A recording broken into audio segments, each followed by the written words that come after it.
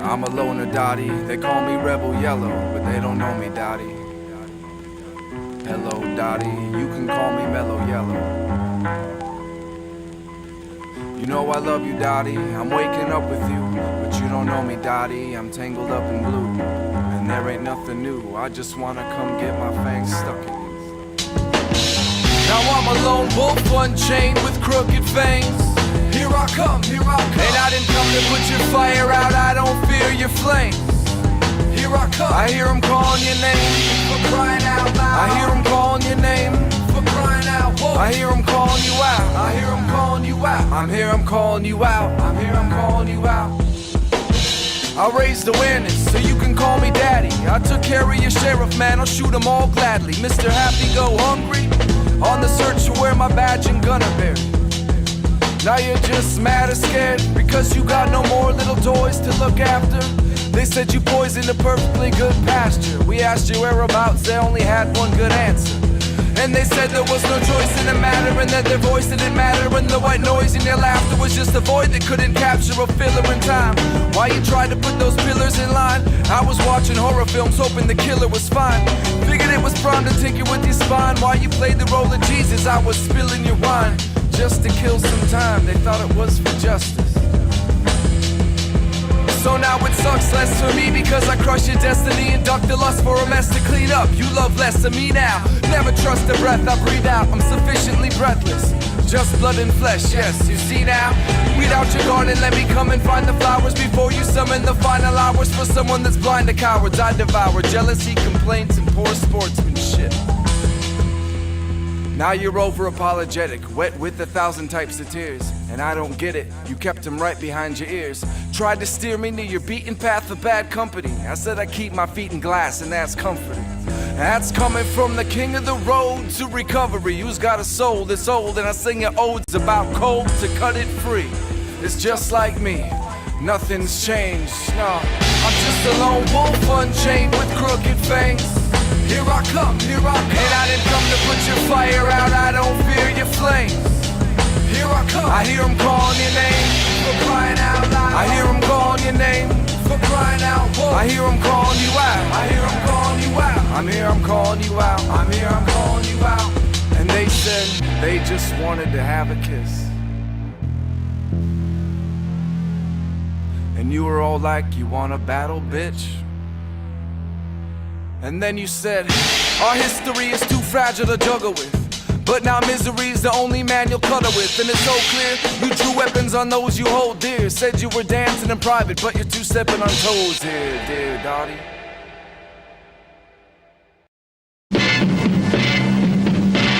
Did opportunity knock? And you weren't home? Your girl run off with another guy? Your tires all flat? And your engine blown up? Don't be discouraged. You haven't seen anything yet until you attend our Friday the 13th Jinx Show. This could be the end of everything because if the jinx doesn't get you, our show will scare you to death. Live monsters may roam among you. Anything can happen and probably will. So if you think things can't get any worse, take a chance and come to our Friday the 13th Jinx Show.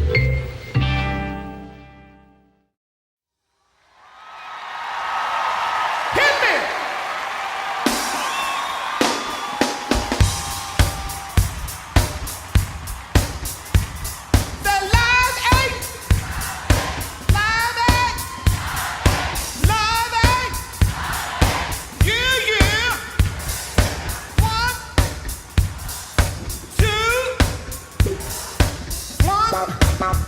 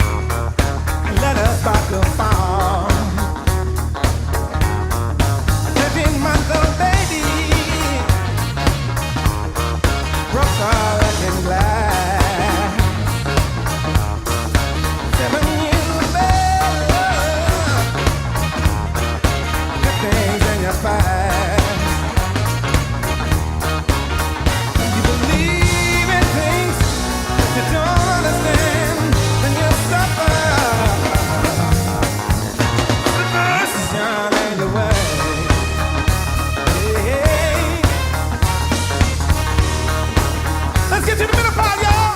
Middle part. Everybody scream.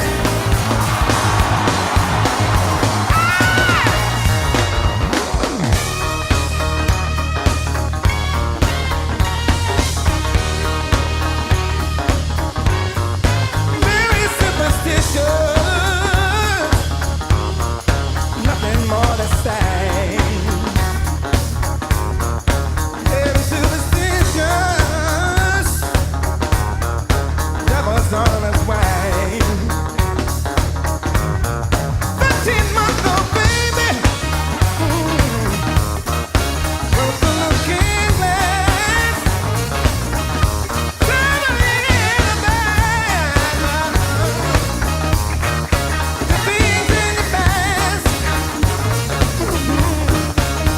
You believe in things that you don't understand, and you're suffer.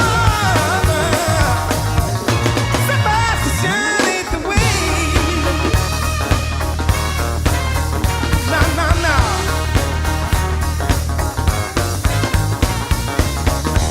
For all of you, long before we were born and Bob Geldof, and everyone that made this possible, because of a blessing that came from God, the message of giving. I want you to say one thing to everybody.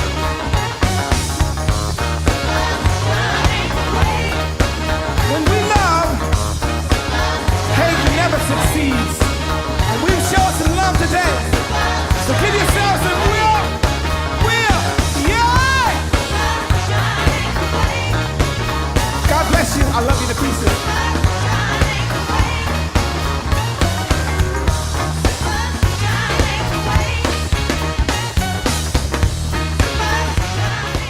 Ladies and gentlemen, the impeccable Stevie Wonder. I mean, my goodness, holy shit!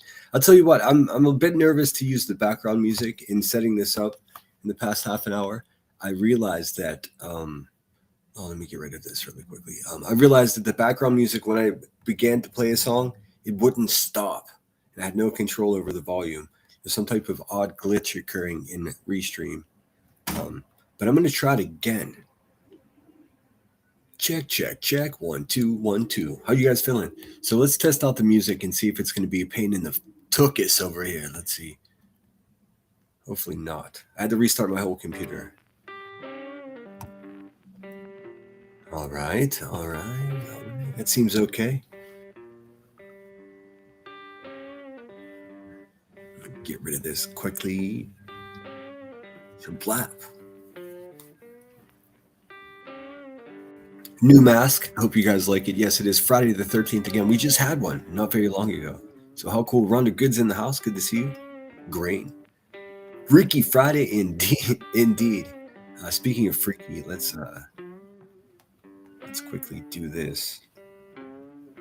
If anybody would like to come up, help yourself. Sorry for the rattling window noise. That's as real as it gets. It's so fucking windy here. I can't even explain it to you.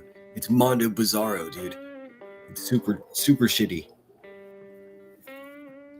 So yes, I figure we'll learn some things about superstitions, the old stereotypical superstitions. And if anybody wants to come up, I mean, we could do whatever we want. So if anybody wants to have an intelligent conversation or just shoot the shit, you know what to do. T Ching is in the house. Lemon Voorhees, yes. Limey's in the house. Good to see you. My neighbor has been pretty like randomly just cranking his music for half a song and then turning it down. So if that happens, that's what that is. Like hashtag Pittsburgh. Nanny Sharon, good to see you. Kathy Joe, Queen Bella, OG. Yes, please hit the thumbs up, guys. Don't put your purse on the floor. Good advice. Oh yes, I heard of that one. Yes, consider becoming a member. You know what to do, guys. I appreciate you all so much. Well, I guess before we get into the superstition stuff, there should be some, I don't know what the technical term is, some Lemon Grove housekeeping, so to speak. With the whole Melissa leaving YouTube, I had no idea. It was a surprise to me, just like it was to everyone else. I don't know. I guess the people are split pretty down the middle about it. Like a lot of people are celebrating, other people are like, "Oh damn." I'm more in the "oh damn" portion of the people. Um, what can you say? It's kind of refreshing in some way to see somebody just be like, "Oh, you know what? Fuck this," and to be really, we hear people say "I'm done" so often. It's pretty cool to hear somebody say "I'm done" and actually be done instead of just talking. They're actually walking. So there's that. That's pretty cool. It sort of gives me like a punk rock vibe to the whole situation. Um, but no hard feelings between the two of us. We obviously had a rocky start with some you know coming in from TikTok and things got weird, but I'm all about redemption, so um, I felt like I was getting to know someone else here on YouTube, and what can you do? YouTube is a treacherous place. As far as the vacation goes, I saw how everyone went crazy in my chat when I said, she said, "Oh, guess who just booked a vacation?" And I was like, "Oh, you didn't invite me?" She said, "You can come." And then people just went bananas. I mean, there were whole full out fucking live streams about it. So I just said, I'm just gonna pretend that I'm packing my yellow shorts. That's all. I mean, come on. You're welcome for the distraction. It wasn't manufactured drama. It sort of ended up that way because I had no idea that she was going to leave YouTube. So there's that. You know what I'm saying? I feel awkward about it. I feel guilty for some reason, but I'm certain I didn't do anything wrong. So I opened my front and back door on New Year's Eve, out with the old, in with the new. Oh, that's interesting. That's pretty cool. I think there's probably a reason that people in Pittsburgh bang on pots and pans too. There's some kind of, what's up, Shady? Sorry, Shay's Place. Good to see you. Queen got struck by Arctic Fox, is what I heard. I don't think. Oh, there are people screaming outside. That's fun. Hashtag Pittsburgh. I don't know that that's true. I just see. Here's the only issue I have with that. If that were true, she would have shown us that, and it'll say quite clearly, because his channel wasn't deleted by authorities. He hid his channel himself. He didn't get rid of it at all. Even if you get rid of your channel, so long as you have the URLs and all that, you can still strike a channel. So I'm not saying that he didn't. I'm not.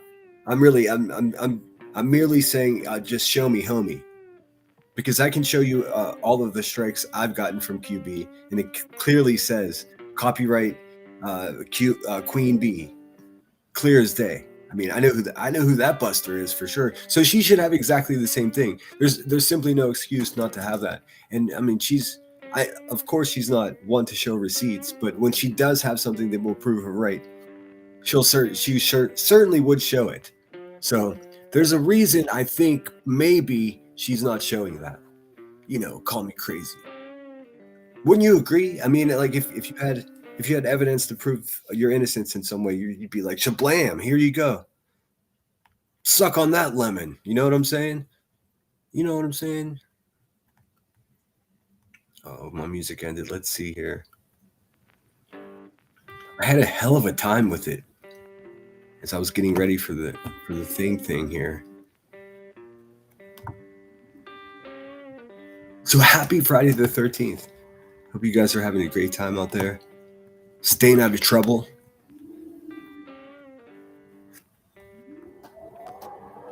Man, it is so windy here. It sounds like a soundtrack for a film. Nanny Sharon says, Deanna, a month before my brother passed, a bird flew in the house. We didn't know he had cancer at that time. He only lived 20 days after we found out. Oh, wow, a bird. I worked at a hotel with these two giant glass doors that were automatic doors. So if you walked up on them, they would open up. And occasionally, because they were such giant fucking doors, like floor to ceiling, they would open up pretty slowly. I mean, just for physics, it's not something that can happen quickly. And birds would come in and they would get trapped and they wouldn't realize that giant fucking glass wall is glass, and they would just like bang into it. It was terrible. Most of the time one good shot, they'd knock themselves out, and then I would pick them up and put them outside, and it would take them a few minutes, and they'd come to and fly off. But it happened so often. I was like, dude, there's got to be a better plan than this. What can we do? Nothing can be done. Shout out Santa Barbara. So this is me. Everything's back to normal. Thank God. What's up, Sinner? What's up, Lunatic Farmer? Good to see you. Everything was normal to begin with, man. I was having chuckles, and then I realized, oh my God, this is like spinning out of control. When the third or fourth channel started reviewing it, and that was the meat and potatoes of their live stream, I was like, "Oh, you people are first of all, you're welcome. I mean, for a little distraction. Secondly, what the fuck, dude? Slow news day? Like, what the fuck? Isn't Nancy Guthrie still missing? What the fuck is? I don't know, man. I'm sorry. I guess some people are really mad at me. Some people are so smart that they knew it all along, and they never even had to ask. It's not complicated, man. It was just a bit. Fact is, I did get an invitation, and I couldn't do it because I have so many commitments here in my city in the next couple of weeks. It's not logical for me to just jump on a plane and go to an island. Although I'm not against it. I mean, who would be against going to a beautiful island and kicking it in some yellow swim trunks, dude? We're not the same type of person if you're against something like that. But I couldn't hold up the bit anymore. Like I just people were on to me, I tell you. But I'm not sure, like, people have dissected it to the point where they're talking about it being some type of grift. I don't know how would it be? I don't understand how it would be. Silly goose. How is it that, dude? I didn't ask for anything. Nobody asked for anything. You fucking douchebags. But first, before we get into the superstition, let's see what's up with our guy Marlo Anderson, shall we? Let's see what's up with Marlo's hair. Could be anything. I haven't looked. Somebody told me earlier that tomorrow is pie day. Not like pumpkin pie, like math pie. Let's see here.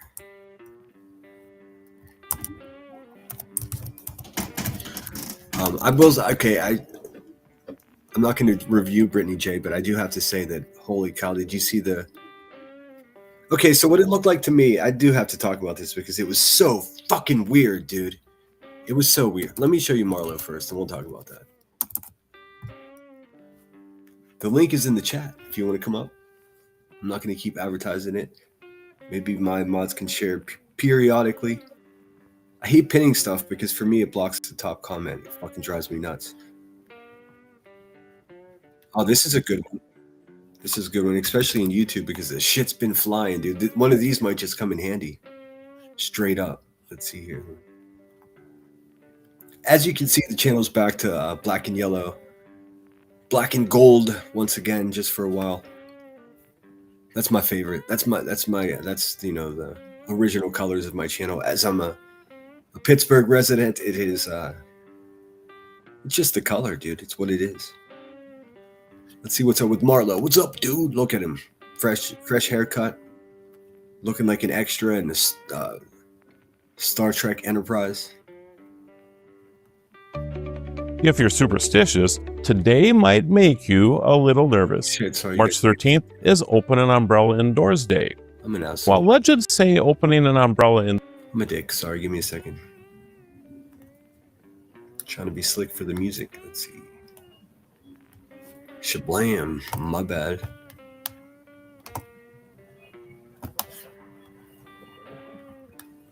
The remix. If you're superstitious, today might make you a little nervous. March 13th is Open an Umbrella Indoors Day.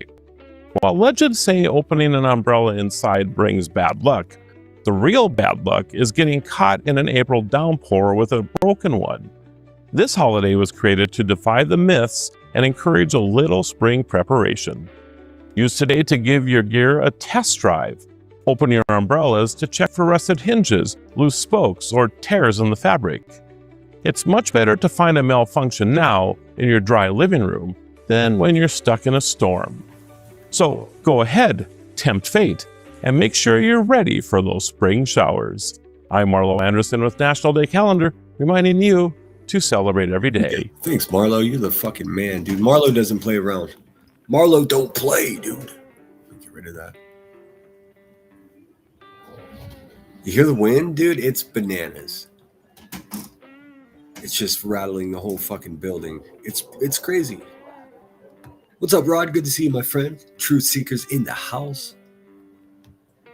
Troopers and Iris Mom. 85% of hotels, floor 13 is not an option. That's so true. It's so weird. Like those motherfuckers on the 14th floor don't know where they are. Like, what is I don't get it. I do not get it. Queen Bella, hello again. Pink Butterfly says, when you dream about snakes, that means an enemy is around you. Oh dear. I haven't had a dream about snakes in a while. I'm usually flying or some shit.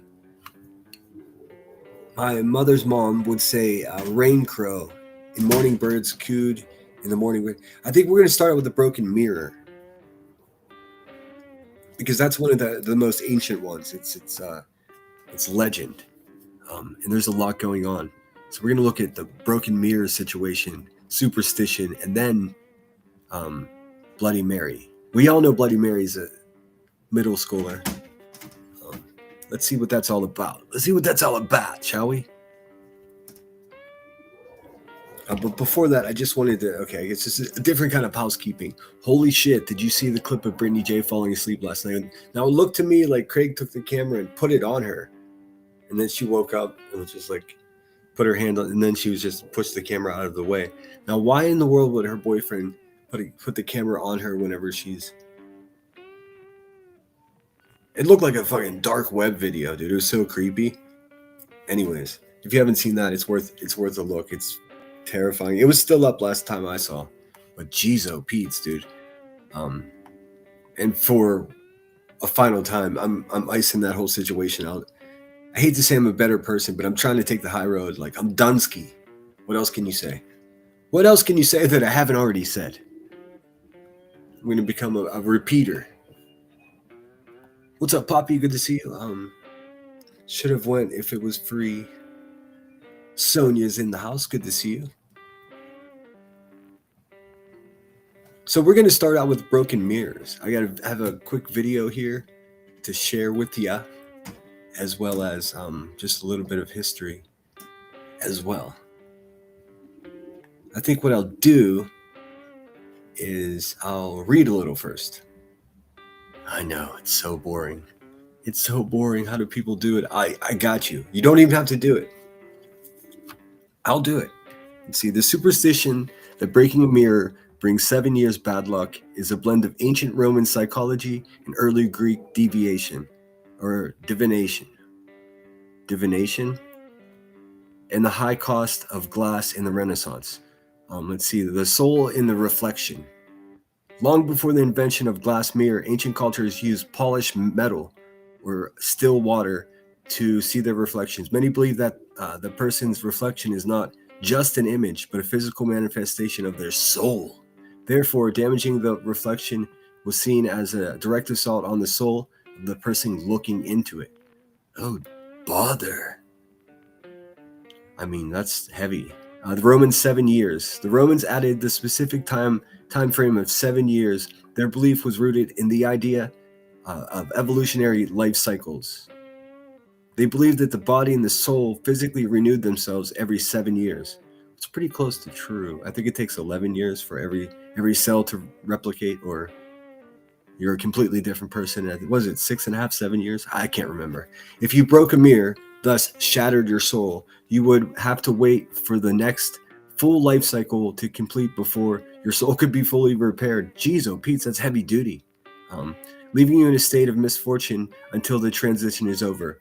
Let's see, economic value. By the 15th and 16th centuries, mirrors were incredibly expensive luxury items, particularly those produced in Venice. Breaking a mirror was a genuine financial disaster for a household. Jeez, what kind of mirror is that, dude? Maybe I should give a mirror away. No. That gives the wrong idea. Too many Queen Bees type people would want a mirror. You know what I mean? It's all coke and mirrors. It is likely the masters and parents reinforced the quote-unquote bad luck superstition to ensure servants and children handled the fragile, costly glass with extreme care. Rituals to break the luck. Over time, people developed ways to counteract the curse. If you find yourself worried about the cracked mirror tradition, burial, burying the pieces in the moonlight. There you go. There's a remedy to it. An antidote, if you will. Running water, throwing the shards into a south-running stream to wash the what in the gray hues? How am I going to find a south-running stream, dude? What the fuck? Anyways, the wait method, leaving shards where they fall for 7 years or for 7 hours before cleaning them up. So if you just freeze and don't touch anything for 7 hours, then that negates the 7 years bad luck. Interesting. Very interesting. Let's see here. I'm just scanning to see if there's anyone I didn't greet already. Oh yes, Pi Day. I was married and granted a divorce in Pi Day. What a coincidence. Oh, no such thing as a coincidence. That's the universe giggling. That's what that is. Not to make fun. It's just that's what that is. Always going to be prepared in Pittsburgh. Always take an umbrella every day. It's crazy. It's crazy. We have this time of year, all 4 seasons in an hour. And that's no exaggeration. Look at that. Haley Ryan is with us. It's good to see you. I feel like it's been a couple of days. I'm not superstitious, just a little stitious. Yeah, I'm not so much either. I wouldn't tempt fate. I've always heard one of the most taboo ones, and something I like, even in a thrift store, I won't do it. And that's to sit in a wheelchair. I don't know if there's any truth to it, but listen, if there's even just the craziest chance in the world, why? I don't know. And it just seems so mocking to me too. But then, I see people that are, in need of a chair to get moving, and they're like doing double backflips. So I don't know. That's one of the early superstitions. And of course, if I'm walking and there's a ladder against the building, I'll try to avoid, walking under the ladder. I don't know why. But let's listen to what this guy says about mirrors. This is Mitch Horowitz. Let's see. The name of his channel is The Midnight Archive. This is an old video, but it ain't like this shit has ever changed. So. Bad luck. Murderous ghosts. Mirrors have figured into some of souls. Stealing souls. Bad luck. Murderous ghosts. Mirrors have figured into some of history's most horrific superstitions.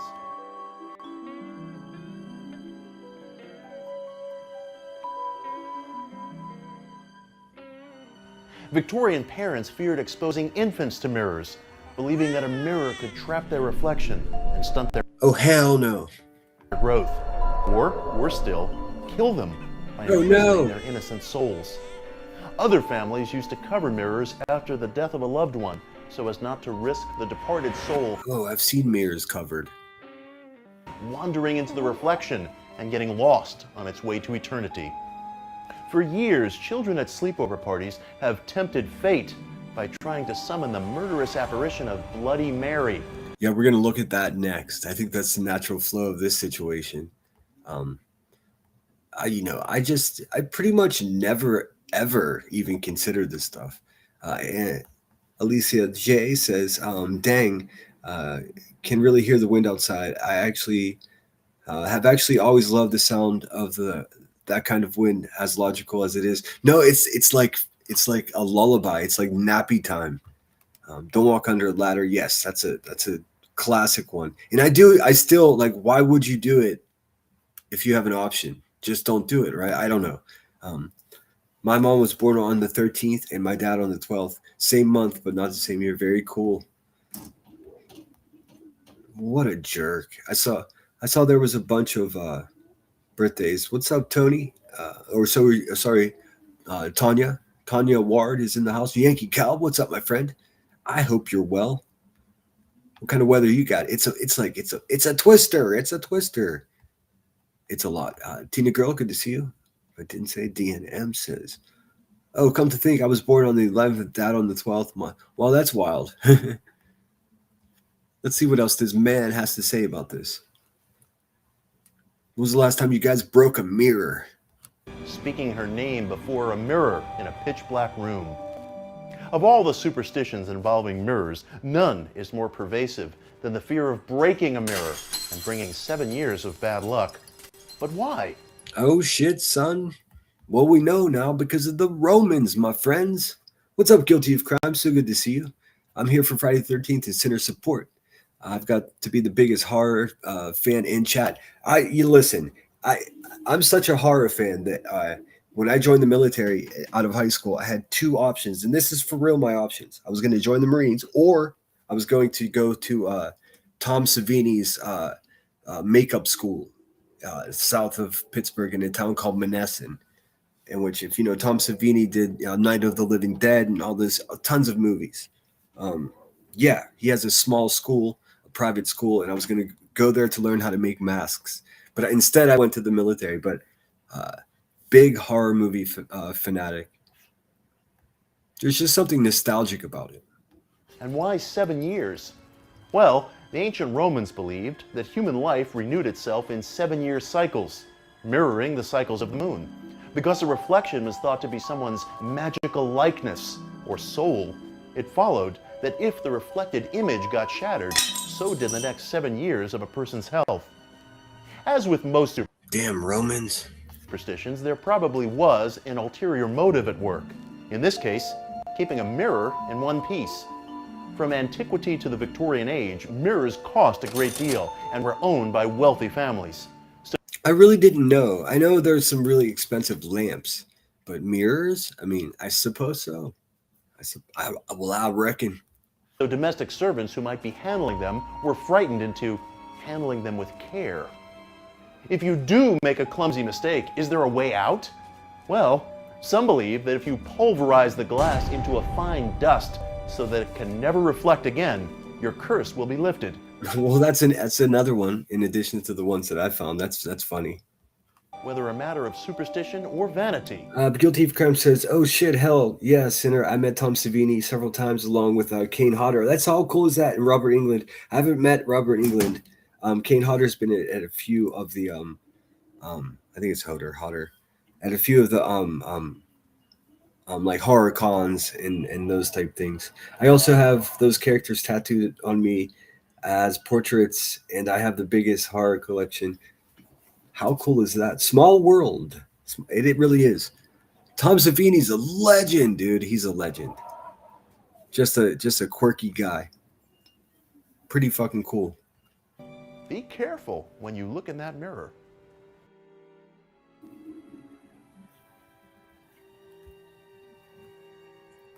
Well, thanks, dude. That was enlightening. Now, since I think we have an understanding where the 7 years and where the superstition comes from. Pretty slick. I had no idea that mirrors cost that much.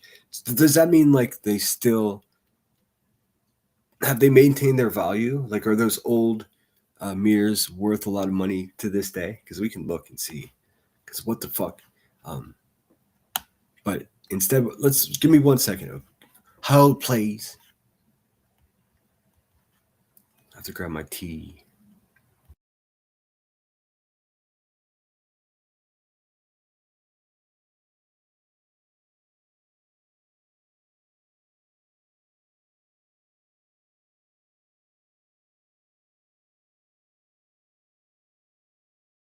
All right, sorry about that, guys. Oh, my background. Oh, see, yeah, see, you dirty rat.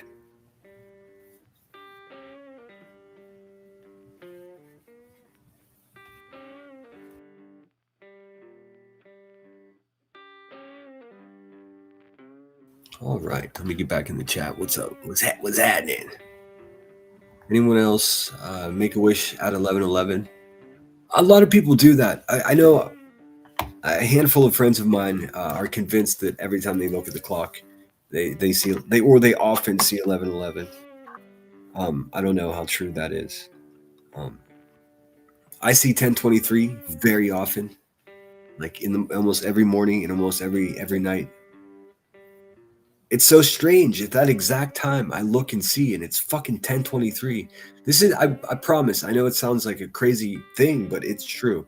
I mean, there's no way to make that. I guess I could just be lying flat out, but it's actually true. It's so weird. It's so fucking weird.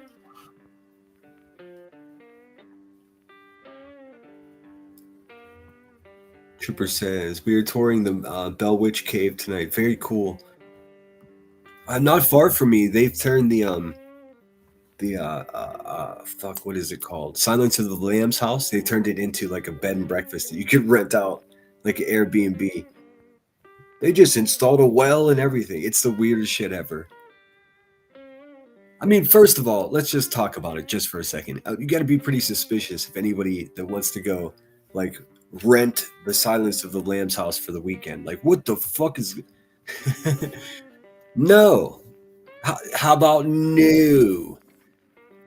Shot of Poison's in the house. A good evening, Center in chat. I hope everyone is having a great day. I've had a great day. Busy as shit.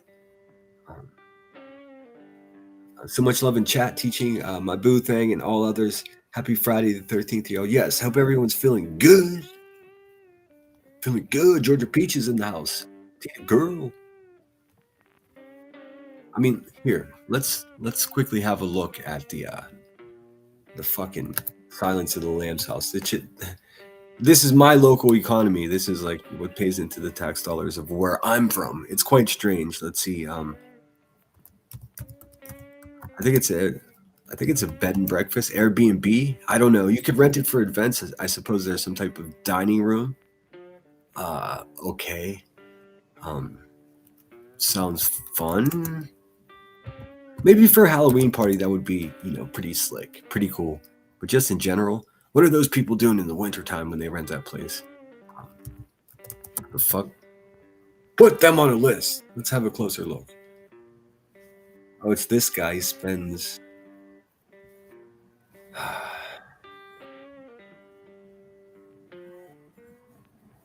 Tried to sell it. That's 10 years ago. Let's see. Buffalo Bill House. Oh, this is the local public television. Let's see. Let's have a little look-see. It's a little bit of a detour, but fuck it, dude. We do what we want around here, dude. That's what's happening from now on. We do what we want.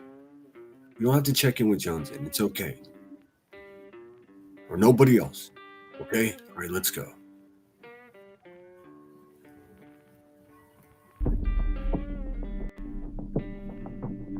Silence of the Lambs is extremely important, a seminal film of the last 30 years and regarded... Hey guys, are you having an anniversary? How about your 50th birthday? Well, I got just the place, dude. What the fuck? ...of all time. The film is shot almost exclusively, but not in its entirety, in the Pittsburgh region. Hey, yo! Horror fans know that people. Shout out Pittsburgh, Steel City, some of the hardest working people in the whole country. Crazy people. Drunk people, strong people, and also smart people. It's pretty cool. Pittsburgh is generally regarded as the horror capital of America.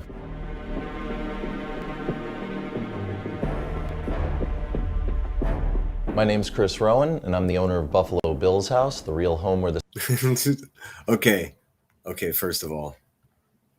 Hey, man.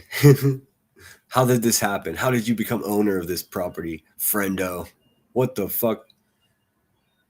All right. Okay. Oh, man.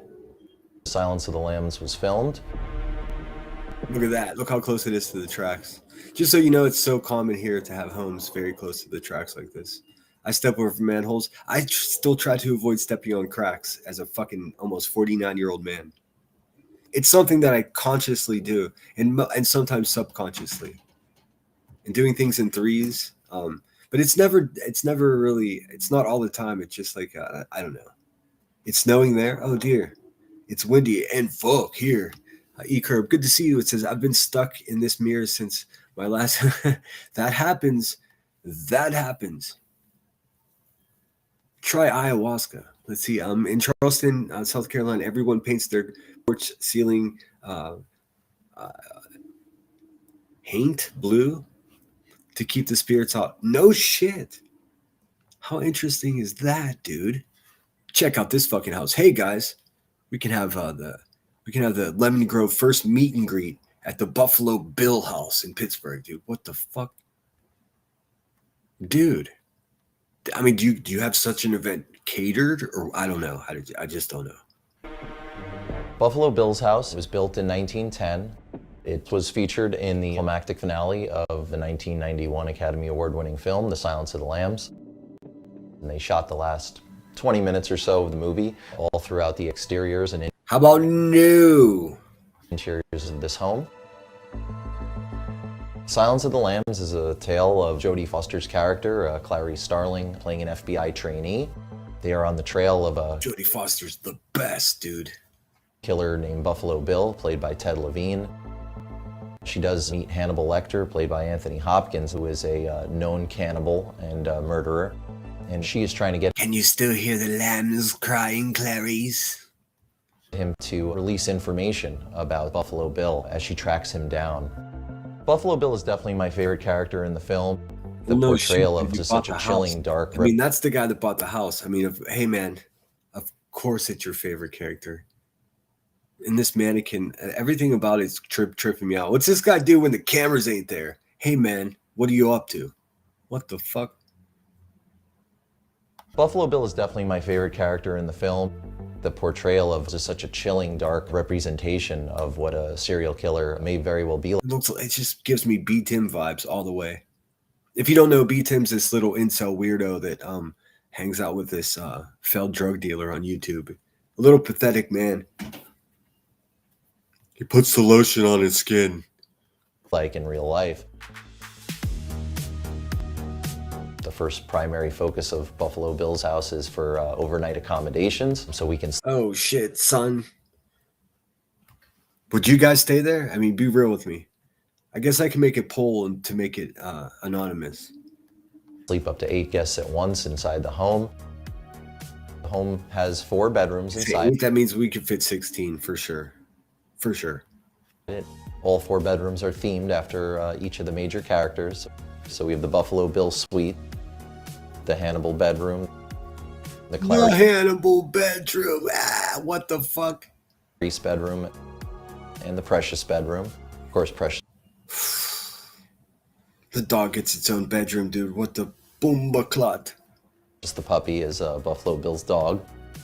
We also have a beautiful grand foyer. I mean, come on, dude. A cardboard movie poster. The staircase is pretty rad, though. I don't know, man. I think it's a no for me.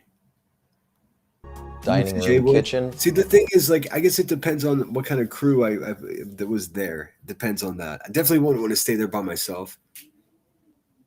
Or maybe that's the best. I don't know. I don't know. As well as a parlor room and a living room. Oh shit! Upstairs on the 3rd floor, we have a vintage game room. We affectionately Look at that! Look at that, kiddos. Those are VHS tapes right there. You don't see those very often.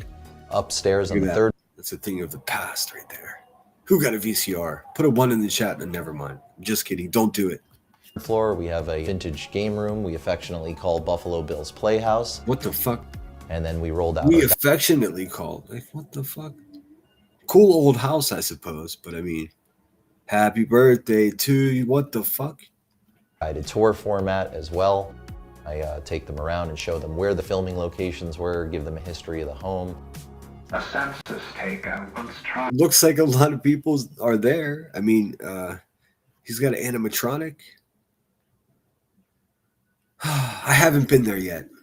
So I shouldn't talk shit. Like, do they offer brunch options? Like, maybe I'll go check it out for us. I'll show you.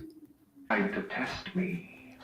I ate his liver with some fava beans and a nice Chianti. A nice Chianti.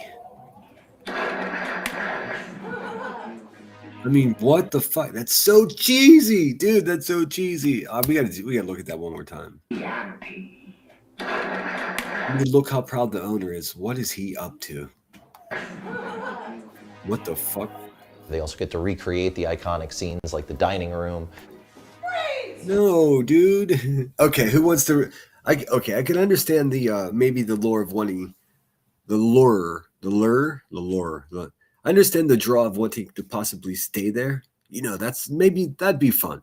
Maybe even just like you and your girlfriend or you and your boyfriend, you know, whatever you do with your clothes off, your mate, you know, it makes sense to go there, or even like a bachelorette party. That might be funny. But I mean,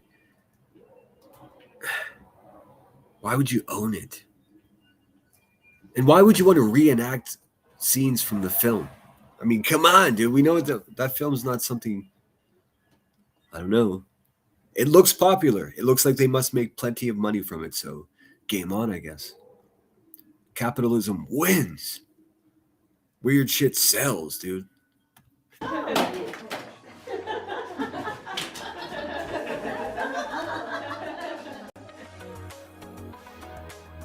And the Workshop of Horrors.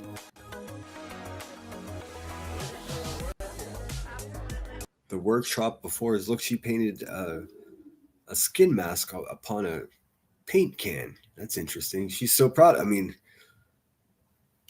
I'll tell you, I'll be straight with you. Not really my idea of a good time. I hate to knock anybody's fun, but I mean, I'm not judging, just probably not my jam. The props that they used, the scenarios that they set up, I actually felt that we were actually... I mean, is this a father and daughter? Hey, sweetheart, let's go to the Silence of the Lamb, the Buffalo Bill house. They have a lovely buffet this time of year. Honk, honk. in the movie Silence of the Lambs.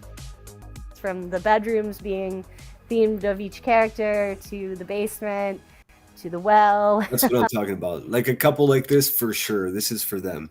And I don't think they would have any nefarious intentions in going there just to be like, we're in a movie, honey. Yeah, very cool. I mean, don't get in the well, though. Don't get in the well, though. Well, yeah, very cool. And there's even lotion. Dude, nobody needs this in their life. Hey, man, how about you reenact something that's like more joyous and positive? Who am I to talk about being positive? But I mean, don't get in the well. Don't reach for the fucking lotion basket. What the fuck?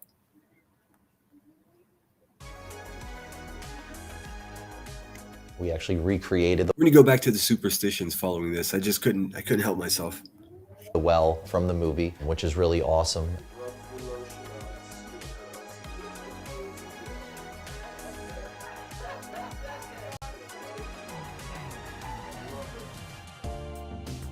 I'm very appreciative that in the first year of operation that we have been given a really, really over-the-top great review. I wonder if his investment paid off. I mean, the house was made, what did they say, 1920? Oops, fuck, wrong button. Gosh, dang it. I was to get 4 or 5 friends together. I would Book probably it. say we'll probably book Yeah. at least a couple nights to stay here and just experience the whole house. If you have any love of suspenseful horror movies, come here. This is just awesome. Yeah, I would certainly not be getting in that well, dude. Hell to the no. Hell to the no. It's so windy. I can't even tell you guys. It's bananas. It's a twister. NDM. I think that Silence of the Lambs has maintained its interest in pop culture. I think it'll always be a favorite amongst real cinema buffs. I guess so. I mean, who am I to judge? But it's just, I don't know. It's set in like really beautiful terrain. What did they say? Perryopolis, Pennsylvania? That's south of the city, like 25 miles, 20 miles. I don't know for sure. It's out in the country. This is what outside of the city looks like this bam. And I don't know if it's just perspective, is that's just the biggest house and then there's much more going on in the background.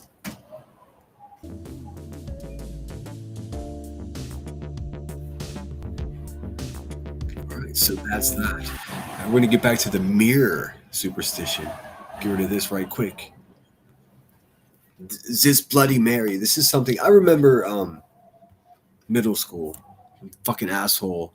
We were doing the Bloody Mary thing in my buddy Jim's bathroom, like 8 of us, and somebody took the mouthwash called Plax.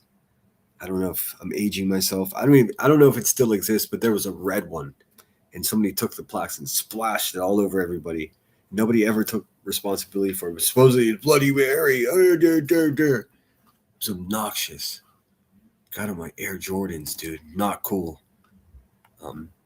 So ever since then, it's been a thing. I don't know how kids learn this or where it came from. So let's try to figure it out together, shall we? Give me 1 second here. How you guys feeling out there? Happy Friday.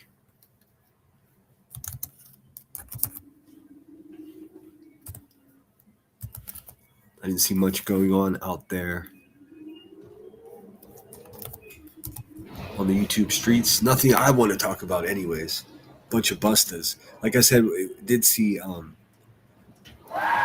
do you hear that wind? Holy shit, dude. Hey man, if the roof gets blown off, I think a few of you listening know where I am, so just double check. Sit there, do a side by side of this homeowner and the man from the sling blade. You're not wrong. That's funny. You're not wrong. All right, give me 1 second. Cha. Hit the thumbs up. It's Friday. All my friends out there that drink, don't drink and drive tonight. Take an Uber. Take an Uber, bro. Let's see. All right. So, Bloody Mary. See, people were talking about 11/11. That's funny. That's a big one that comes up on the internet when you're searching for stuff. So the ritual of Bloody Mary, I guess this is to give everyone some context to the situation. Please excuse the wind noises. Nothing I can do. Let's see. The ritual. The rules are almost universal. I think the wind is going to blow out of here. The rules are almost universal. Stand in a darkened bathroom, light a candle, look into the mirror, and chant Bloody Mary 3 times. Though some versions demand 13. Have you guys seen the 13? There's that stinking number again. I've never seen the 13th time version of it. It seems a bit long-winded for me. But there you have it. So Bloody Mary, Bloody Mary, Bloody Mary. Nothing. All right. The result, depending on which playground you grow up on, she either scratches your face, screams at you, or reveals your future. I want the future part. We all want the future part, which in horror legend usually isn't great. Okay, so fuck. The historical candidates. While the legend is mostly folklore, several historical figures are often cited as the real Mary. Firstly, it was Queen Mary the First of England, the most common namesake. She earned the namesake Bloody Mary for executing hundreds of Protestants. Her story is tied to the mirrors because she suffered severe phantom pregnancies and miscarriages. Oh dear. And the legend says she is searching for her lost children. So that's the first and foremost, I guess you could say the root, the origin of the Bloody Mary. Okay. The second most popular idea is Elizabeth. I'm going to say this: Bathory, the Blood Countess of Hungary. They're not named Mary. Her legend of bathing in the blood. Oh, geez. I'm not going to read the rest of that.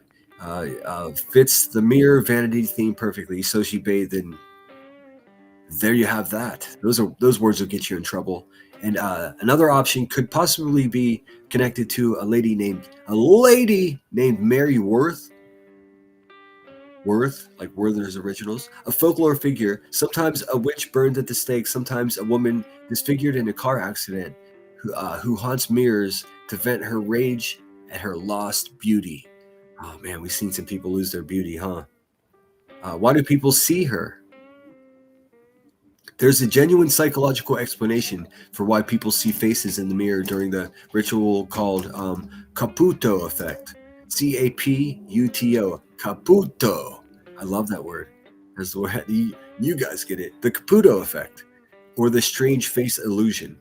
In low light, your sensory systems start to fade because there isn't enough information. The brain tries to fill in the gaps, and often by distorting your own facial features or auto-completing shadows into a monstrous face.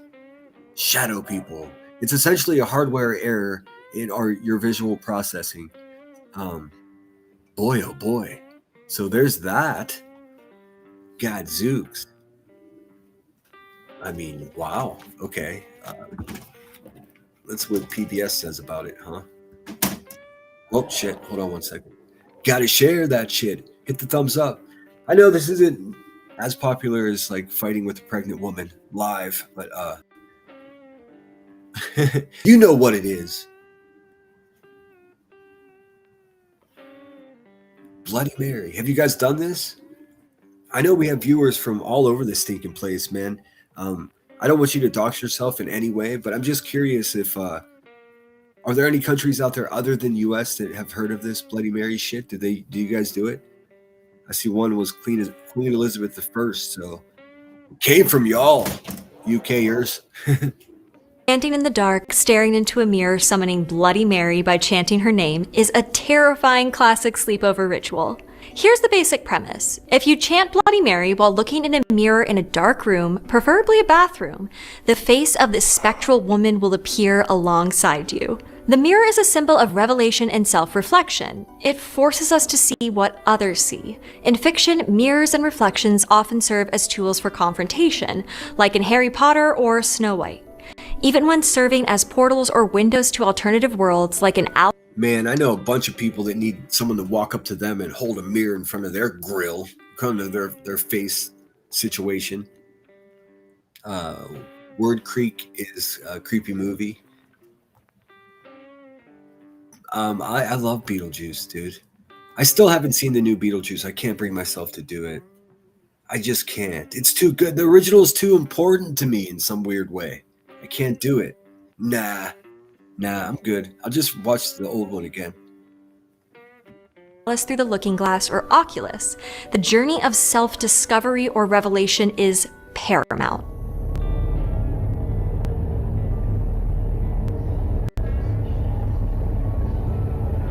With Bloody Mary, that truth might just be a good fright, or her appearance might tell your future, grant you a wish, or perhaps even kill. Grant you a wish? We haven't heard that yet. So as you can tell, this is such an old thing that it's just the variations spin wildly. So I mean, it probably comes down to like what fucking neighborhood you live in, how your parents interpreted it, and I mean it's so wild. I truly am curious if you guys have heard of this. Kill you. I'm Dr. Emily Zarka, and this is Monstrum. If you were unlucky enough Thanks, Doctor. to summon Bloody Mary, there's no real standard of what you'll see. By some accounts, she's hideously mutilated, but in others, she is beautiful but bloody. More commonly, though, every aspect of her appearance is vague. Her spectral origin story is all over the place, too. She's tragically disfigured and out for revenge, or she's been killed by a jealous lover. There's even there's just got to be tons and tons of variation. That's crazy. versions where she was a witch burned at the stake in Salem. In some legends, she's connected to a cult. Where she comes from and what she looks like is less important than the ritual that summons her. 3 things are almost always required. Yeah, no thanks indeed. It seems like no matter what variation you accept is like the legend, I mean, no thanks to any of it. Dark room, a mirror, and a chant. You have to say her name. I can tell you I tried it in middle school. Shit did not work. It just did not work. So, I mean, what the fuck? Why not? Anywhere from 3 to 100 times. And in some accounts, you must have a single candle burning. In others, the summoning must occur in a bathroom. A few tales I didn't know about the candle thing. Oh, thank God we weren't catching things on fire. When we were in the bathroom, I've never heard of the candle thing until just now. Specify you have to run water, flush the toilet, or spin around 3 times. Still others note that you must run out of the room when you see her, or she can cause you harm. And in some versions of the legend, you even she can get you, dude. No thank you. Pass. have to offer your own blood. No. What happens from there? She might reveal your future. Nope, not gonna offer anything. Pass. I'm already out the front door. I'm already halfway down the block. Future. But in most stories, she's threatening. She will frighten you out of the room or even attack you in the real world. In one particularly gruesome variation, if you touch the mirror, she will be able to drag you into her realm and kill you. Oh no, dude. That's like being backstage at the Hive. Pass, dude. Nope. No thank you. Sound ambiguous? Yeah, that's kind of the point, at least in my mind. Not knowing exactly what is going to happen or who is going to appear in the mirror is part of the attraction. Here's the thing, though. As a kid, like, we were expecting something to happen. Now, if something would have happened, I have no idea how that would have gone. But for some reason, we were still tempting fate. It's just like, we're going to make this happen. It didn't. Somebody threw Plaque's fucking red mouthwash on everybody like an asshole. And nobody ever owned up to it. Nobody no woman popped out of a mirror to try to drag me to her dimension. Like I said, I'm already out the back door. I'm already fucking halfway down the street. I'm gone. Nope. Of this legend, and a reason to try it yourself. There are 3 common elements to the legend. Let's break it down. First, the dark room. Fact, it's scary to be in the dark, especially if you're asking for something supernatural. The way I understood it was certainly bathroom. Although it was dark. But bathroom was like the prerequisite. But you can't do it with the lights on, so dark, it goes without saying. So they're just saying any dark room? Okay. So many variations. Who knows? It's probably different from trailer park to trailer park. You know what I'm saying? To happen. Our eyes tend to play tricks on us in the dark. Seeing a distorted reflection in the mirror is possible when darkness and flickering light are in play. In the case of Bloody Mary, overall spookiness and fear are common culprits too. Second, the mirror. Mirrors serve as symbolic boundaries, spaces where the real is confronted while What is that? What's going on here? offering the possibility of alternative ways of seeing or being. After all, there is the idea of the mirror realm. The basic concept of the mirror realm is that there is an opposite, usually darker world that there's this woman that was kicked off of YouTube. She's like 400 pounds. I guess she's losing weight, but her head's getting bigger. I don't understand how that works. But her name was Cluminati. She's gone now. She's been kicked off of YouTube. But she would always like show what she looked like, and then, you know, bless her heart. And then she would say, I'm a princess and I'm sexy and all this other weird shit. She wasn't. So I always wonder if there was something up with her mirrors on some like, some type of dark arts level. So this idea of mirrors, it interests me simply because like I've seen an example of somebody that's got a mirror that makes them feel like they're a princess when they're not. It's like reverse body dysmorphia. But it could be a demonic cursed mirror for all we know. Cletus, where did you get that mirror? exists alongside our own, and mirrors serve as the portals between the two. Even before Bloody Mary entered into the picture, the idea existed that with some kind of ritual, otherworldly figures could appear inside of mirrors. In some lore, a malicious magic worldly figures practitioner could even bind a spirit or the devil to a mirror. As the threat of real persecution for witchcraft declined, oh hell no, the idea of occult play or lighthearted dabbling in occult and magical practices rose in popularity. Young adults, particularly women, turned to the mirror for divination rituals, often with the intention of identifying their future spouse. I don't know what divination is. That's the second time. It also came up in what I looked up. Brought to you by Google Gemini. Divination. Hold on. I have to learn this. Fuck, dude, we might learn something. Oh, no. We're going to become so unpopular if we start learning things, guys. It'll be bad. Hold on a second. What does divination mean? Divination. Divination is the practice of seeking knowledge of the future with unknown by supernatural means. While predicting usually relies on data or logic, divination relies on the belief that the universe or higher power is sending signs that can be decoded if you know the right ritual. Ay, ay, ay. The how of divination. It usually involves interpreting patterns in nature or using specific tools. You've actually already touched on a few types today. Let's see. Catatropomancy. I don't even know how to say that. Using mirrors or shining surfaces like magic mirrors we discussed. Horoscopes, using positions of the stars and planets as in astrology. Very interesting, dude. Who knew? Who knew? Two different types of divination.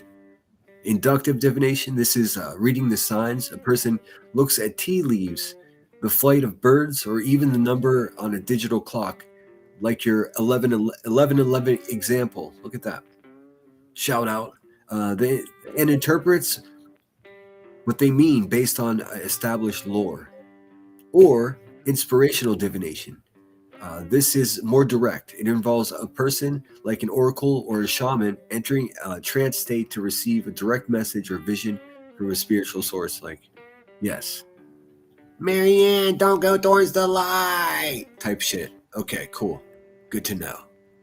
Knowledge of these playful rituals was popular enough that in the early 20th century, as the postcard industry boomed, cards depicting women engaging in divination rituals were popular during the fall season, often corresponding What are you ladies up to? to Halloween. In one example, a girl stands in front of mirrors holding a candle while the nebulous face of a handsome male figure appears over her shoulder. But not all cards show such appealing prospects. Other versions show a stereotypical witch or the frightening ghost of a man, connecting the mirror ritual back to its more Oh shit, there's a whole couple in there. Oh dear. The witch get blamed for everything. Bananas. nefarious associations. It's hard to guess how seriously rituals like these were taken, although the playful commodification of the events suggests at least some level of care. Commodification, that means making that sweet money off of that shit. Free participation. The mirror ritual offers a form of boundary rebellion with little risk of true danger, an appealing prospect for teenagers. And finally, the chant, or what puts Oh Lord, don't do the chant. the Mary in Bloody Mary. The repeated name is always a female one. Bloody Mary, of course, but also Mary Worth, Mary Ruth, Black. Well, shit, I became familiar with Mary Worth, but not Mary Ruth. Madam, Mary Black, oh, jeez. Lou, Mary Johnson, Mary Weather, and Mary Wales, for example. Mary is a common name, but some of these. Why didn't they mention Elizabeth I as one of the Marys? Weird. Women stand out more than others in folklore. Take Mary Worth, for example. Said Rowena. to have a disfigured face, either from genetics or a bad accident, she resented her looks. So much so that she put a curse upon the mirror she gazed into one day, and it shattered, killing her. Dang. If you stare into a mirror and summon Mary Worth, she will appear at a distance in the reflection, moving closer and closer until she shatters the mirror. And if this happens, you'll never again be able to look into a mirror without seeing her reflection. Well, I mean, fuck. Do you think there's somebody sitting there on their psychiatrist couch saying, dude, I just keep seeing the face in the mirror. The face is still fucking there, boss. Like, what do I do? I don't know, dude. I met a lot of people. None of them confided in me that they see the face. So I might just go ahead and call bullshit on this one. It's hard to tell. Or there's Mary Wales. This Mary was a young woman who was killed when she was run over by a truck. 6 years after she died, a couple saw her trying to hitchhike. Bleeding and wet, she had scratches on her face. I got an email before my live stream. Fellow Catholic out there, they were like, you can't discuss superstition. The Catholics don't recognize it. I'm like, what do you mean? You don't have eyes and ears? Like, I'm not co-signing any of this, but it's undoubtedly, I mean, specifically on a day like Friday the 13th, it's already superstitious, sort of bad luck type of day. Black cats, ladybugs, the whole thing. I didn't say I believe any of it has any effect on anything, but it is true that many people, whether they actually believe it or not, they still adhere to these like superstitious rules. I find it interesting, and I find it in no way flies in the face of my religion at all. Like, it's entertainment. I think it's so cool. Like, goofy. Imagine that somebody trying to tell you how to This is how you have to practice your religion. But they're watching right now. Hi, how you doing? I see you. You can look in a mirror and summon her ghost by saying, "I do believe in Mary Wales," somewhere between 10 or 100 times. Given the hitchhiking ghost element, this urban legend might... If you say anything 100 times, you're putting yourself in some kind of weird trance or something, dude. What? When was the last time you said something 100 times? might be a regional variant combining elements of other legends and monsters, like the vanishing hitchhiker, La Llorona, or Mary Worth. And let's address the royal elephant in the room. Only one other female figure in history has been called Bloody Mary. You've seen there's a big face on the building in Galveston, Texas, I'm guessing. I've seen it. No, what do you mean? I'll look. I'm gonna find out what that's about.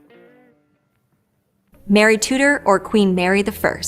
Born to Catherine of Aragon and King Henry VIII in 1516, Princess Mary was named after her beautiful aunt, an attribute she came to embody. Scorned by her father upon his second marriage, she would eventually be declared his rightful heir in his will and took the throne in 1553. Her reign was fraught with tension. At Mary's command, hundreds of Protestants were burned at the stake as heretics. Despite trigger warning? Too soon? I don't know. Pretty terrible. this violence, it wasn't until her half-sister Queen Elizabeth's rule that she would become known as Bloody Mary. Oh shit, son. Likely as an attempt to diminish or at least tarnish her historical significance. The catchy name gained popularity as the 17th century wore on. So by the time the infamous mirror summoning postcards popped up in the 20th century, the nickname had been around for hundreds of years.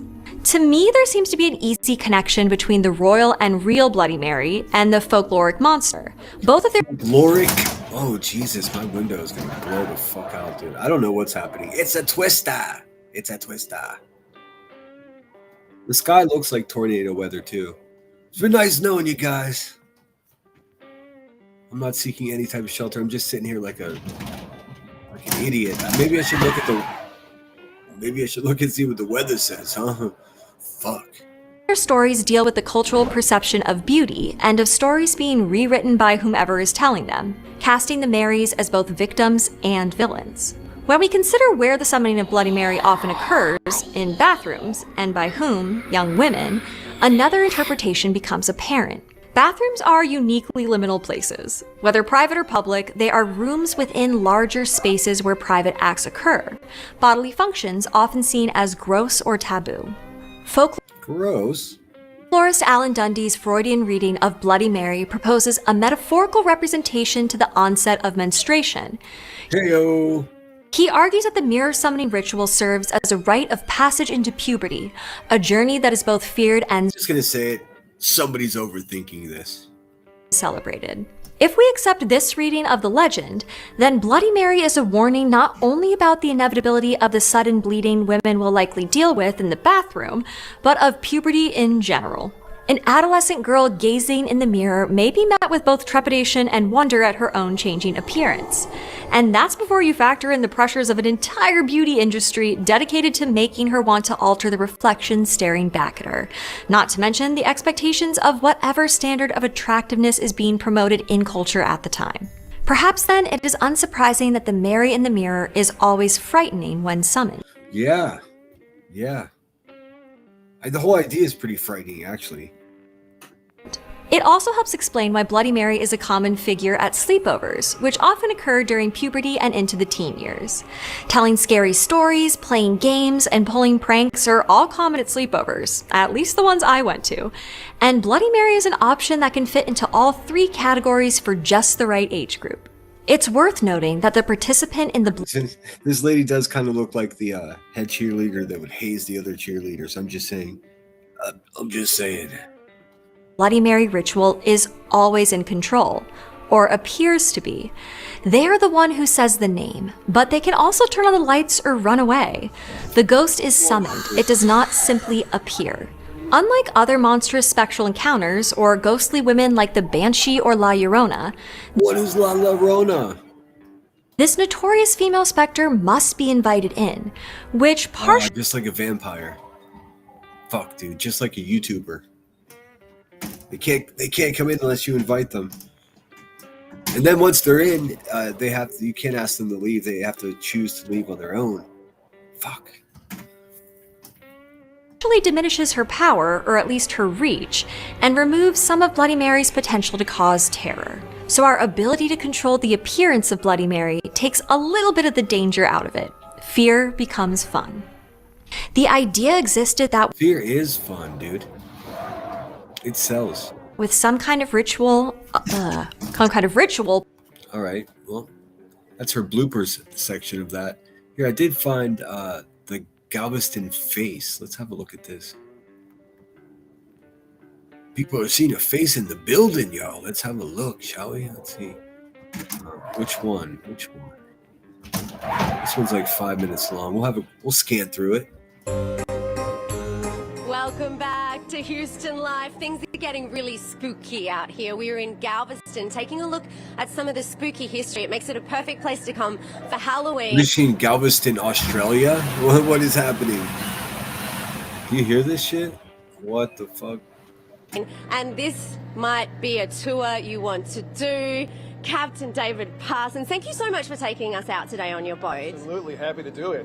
You're just getting us into position because we're about to reveal something that's really quite creepy here in Galveston.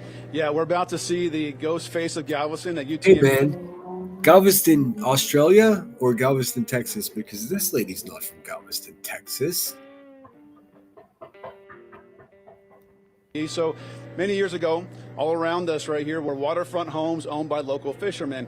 And when the hospital came to town, they started offering folks 3 times the amount their house was even worth to get them all to move out so they could level the house and build the hospital. And everyone took that deal, except for one man, Mr. William Wallace, William Bigfoot Wallace. He said, nope, I've been here my entire life. I'm not going to lose my house. So they fought back and forth a bit, tied him up in court. And eventually the stress of it all caused the old man to pass away, and the house was left to his kids. Before he passed, he made his kids promise him, whatever happens, whatever you do, please do not sell my house. Well, like all good children, when he passed, they actually broke that promise and sold his house. So they tore down his house. Okay, so here's the face, if you guys haven't picked up on it. I can definitely see it. I'd have to, are they going to show a photo of the man it's supposed to be as well? I mean, let's see it. And built viewing hall right here. And on the very first day of completion, on the very top floor, a portrait of William Wallace's face appeared on the top floor.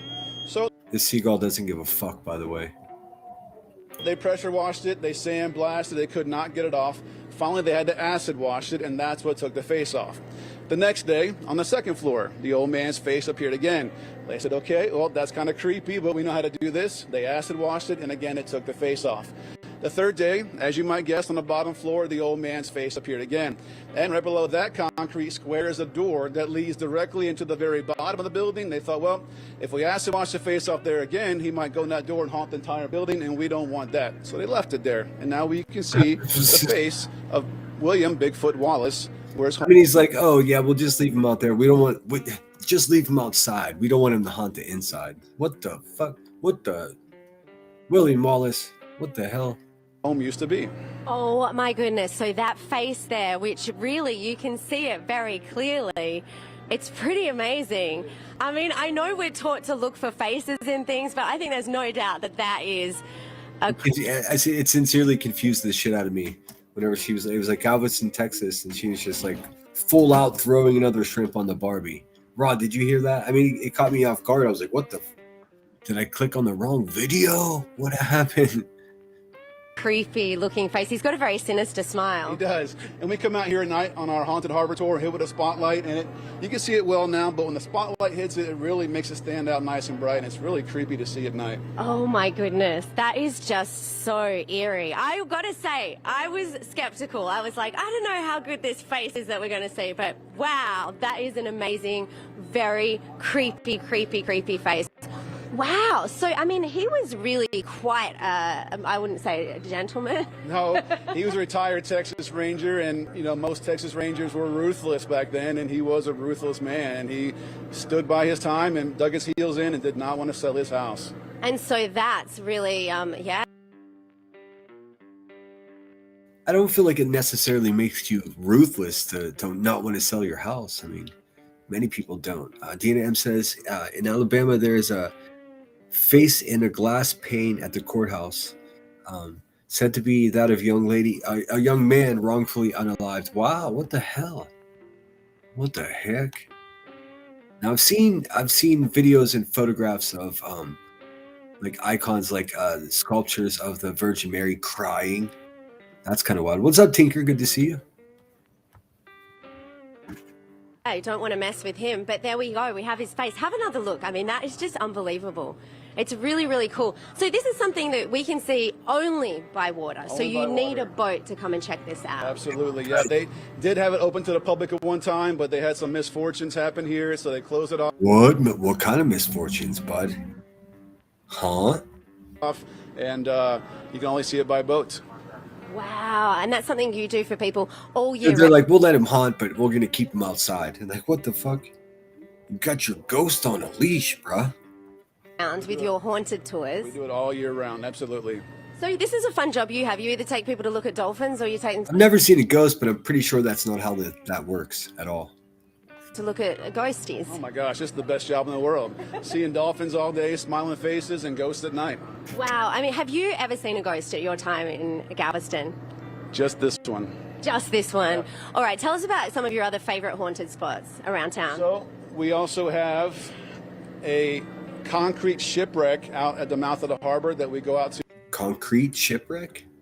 On our haunted harbor tour. It was partially sunk there in 1922, so it's been there for 102 years, and supposedly it's haunted by a hermit that used to live on there with his goats and chickens. So we go out there, and he's very active. Hey, shout out to hermits out there with their goats and chickens. Out there. So if you want to come see us at Baywatch Dolphin Tours, we'll definitely go out there to the haunted shipwreck, and it's also very creepy at night. Oh my goodness. Wow. Okay. I knew that Galveston was a bit spooky, but I did not think it was this spooky. I just want a show of hands. How many of you guys have seen ghosts?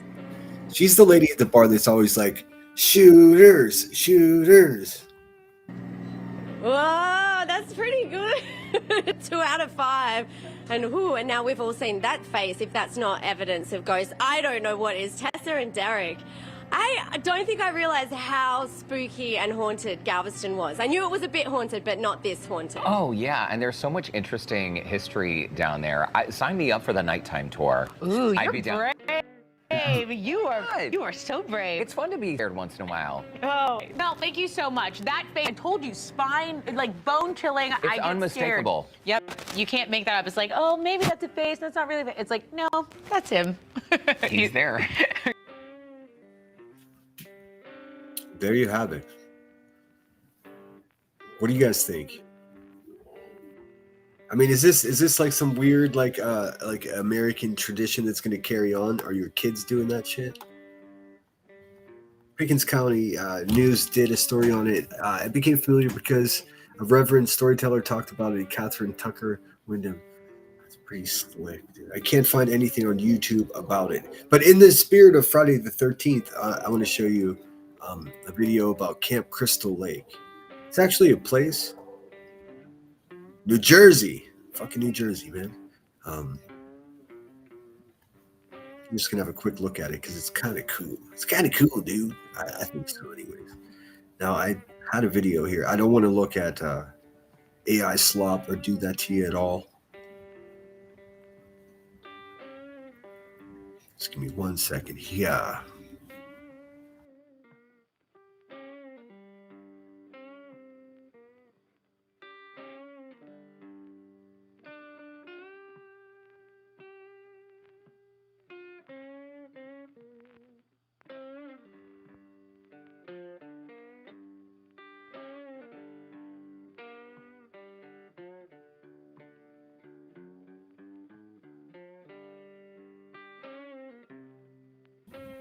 Oh, sorry, kids. I was putting bandages on my family. Let's see here. To this very day, to this very day, you can actually go and visit Camp Crystal Lake. Let me show. I'll just show it to you. It's better that way. These guys are called Refined Slime. I'm going to subscribe to them. Give them a thumbs up. Let's go. Dante. Sounds a little bit like B. Tim. We'll forgive him. Hey folks, welcome to Refined Slime. It is your boy Dante here. Today I'm joined by Artemio. Hey. Well, are you guys interested in maybe taking a trip, vacation, maybe out to the woods, maybe the scenic location of some murders? Well, yeah, the first episode of Friday the 13th, Jason wasn't even the bad guy. It's a good trivia. Who was the bad guy in the first Friday the 13th? His mama was, his mother. Ronnie says Crystal Lake wasn't that alligator movie. I don't know. I know it's definitely Friday the 13th. fictional murders, that is. Oh my gosh. So Camp Crystal Lake, the famous camp from Friday the 13th. Yes. That's an actual camp. It's in New Jersey. It's called Camp Nobi Bosco. It's private property in northern New Jersey. Wait, called what? Remix. Camp Nobi Bosco. Camp Nobi Bosco? Camp Nobi Bosco. It's private property in northern New Jersey. But anyways... It looks very nice. It looks very nice. Little dock area. This looks like quintessential American summer spot.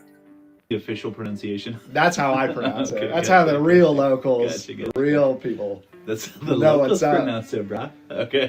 So during the summer, they have I like the old hand-painted sign. That's cool. You don't see it anymore.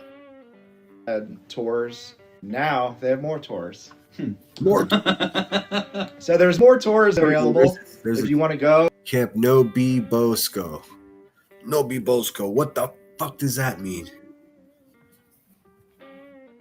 And check out some of the locations from Friday the 13th from the movie. Okay. That they're actually still there. You know, the cabins and Sorry, I don't want to keep rewinding, but really intricately done totems. You see how nice these are? Wolf, bear. I think that's another bear. Looks like some kind of raccoon. And then this is like more Pacific Northwest, like totem. the locations from Friday the 13th from the movie. Okay. That they're actually still there. You know, the cabins and Kill you sites. go see the boiler room. Yeah. I'm looking at some of the prices for a measly $170. You can have an extended tour of the grounds. Can I book through kayak? Might be a little cheaper. There's no guarantee if I've never used kayak. I don't. I use hotels.com or VRBO. VRBO for the fucking win, dude. If you guys don't know, it's a vacation rental by owner.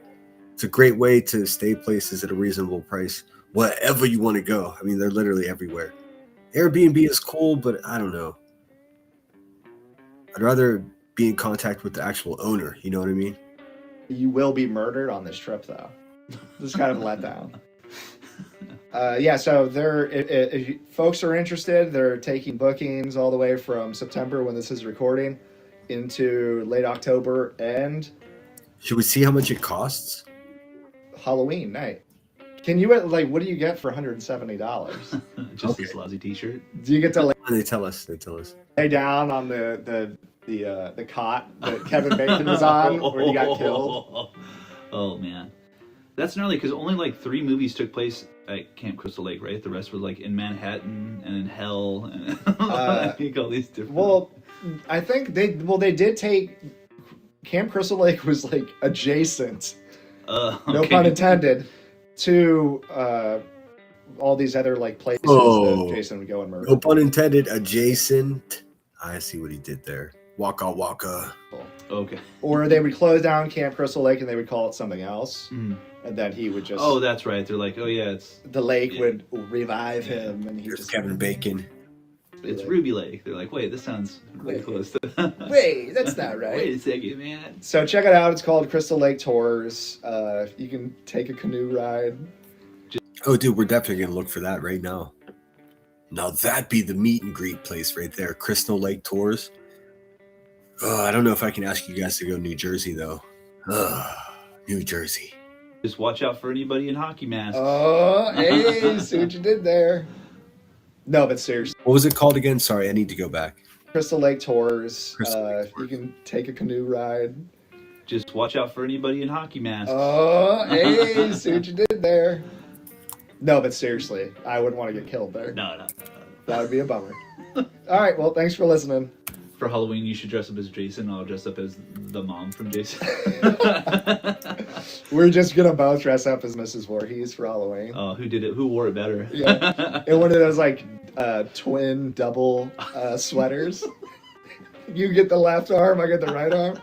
I'm done. I can see it now. All right, like, comment, and subscribe. Thank you for listening. Have a good one. Later. Thanks, dudes. Thanks, buddy dudes. Thanks, pal. Pretty interesting. All right, so how can I resist? Like, let's check out what this vacation package entails, shall we? I mean, why not?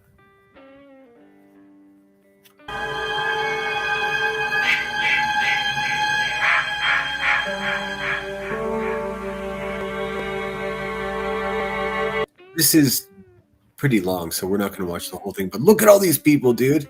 Okay, changed my mind. This looks fun as shit. Are you kidding me? You got to be kidding me, right, meow. Hey, Spudler, good to see you. Happy Friday the 13th to you. Hopefully you're holding the superstition at bay. Look at this, dude. How cool. So this is just this past June as well. So, wow. Very cool. Let me get rid of this comment so you can see. Crystal Lake Tours, June 13th, 2025. VIP overnight. How fucking cool, dude. I want to go.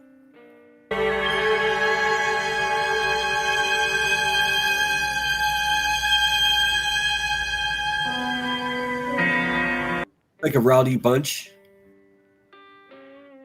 Everybody's very white. I see that.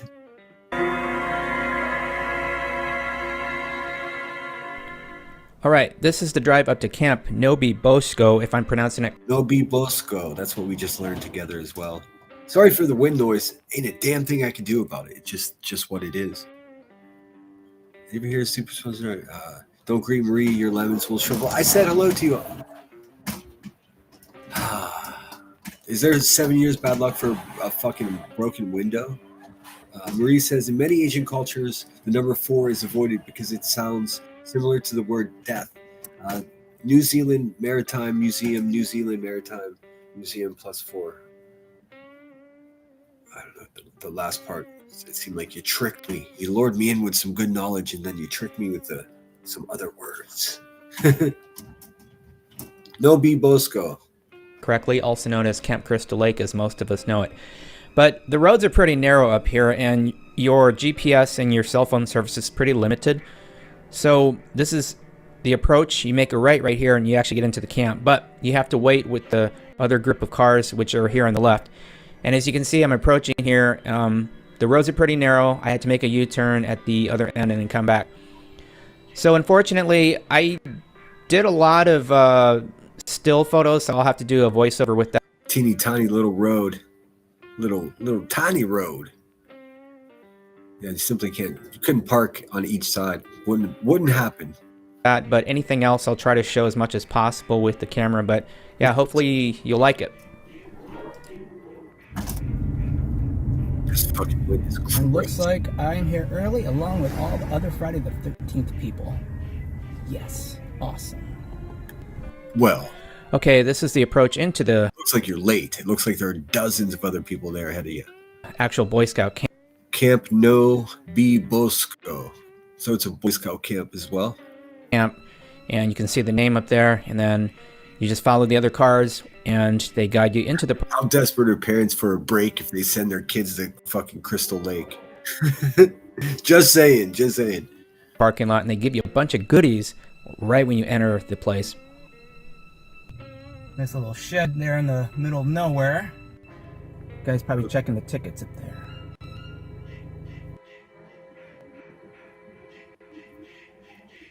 Oh, nice.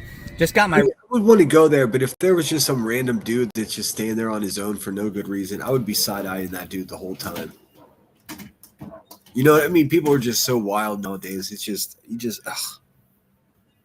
Wristband, souvenir. Listen. If something happens there, everyone's going to be like, oh yeah, well, what the fuck do you expect? Like, That's all. I don't know. Maybe not. Oh, there's a lot of shit, man. Oh, this was awesome. All right, like I said, I didn't record everything, but I'll do a voiceover. Once you make your way into the parking lot, you meet with the other fellow campers, and then you meet with a tour guide, and then you Giant fucking poles, dude. What the fuck? walk up to the actual Camp Chris. Look at how giant that pole is. The wire on that goes all the way to those shits way over there. Sheesh. The lake. Okay, this is a sign, again, another sign when you enter in with the totem pole, and this is the truck that Steve Christie was driving in the Ford right there, boy. America. movie.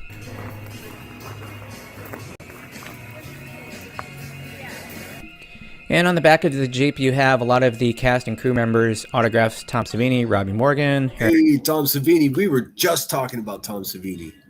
Harry Manfredini, Adrian King. But yes, a very cool experience to see their autographs.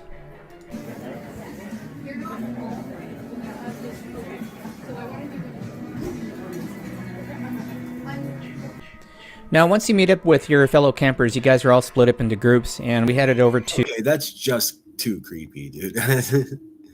It looks like a movie set for sure. A movie set. To the shower house or shower cabin where the scene with the axe with Marcy took place.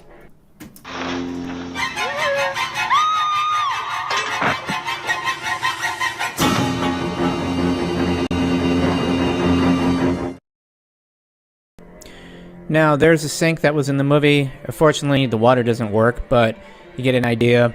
And that flashlight is supposed to be like a prop.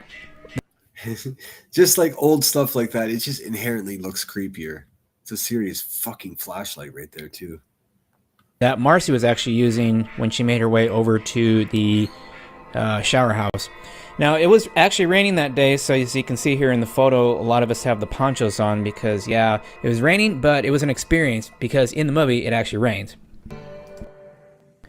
Now, we're making our way over to the canoe that Alice was in at the very end of the movie when Jason pops out, but that day was really hot, and all of a sudden it started raining. That's why we were wearing the ponchos, but what made it even better was there was this light mist on the lake, and it was just downright beautiful and creepy at the same time. At the very end. You have the big classic with the canoe. On the beach with Alice and Mrs. Voorhees, chops her head off, gets into the canoe and floats out. You wake up Saturday the 14th.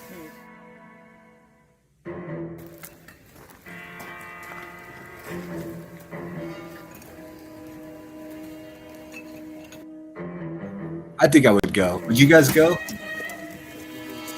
And I'm sorry again for the rattly window noise. So like I'm just at my desk, the window's right here, and it's like I don't know what's happening to Earth outside, but it sounds pretty violent.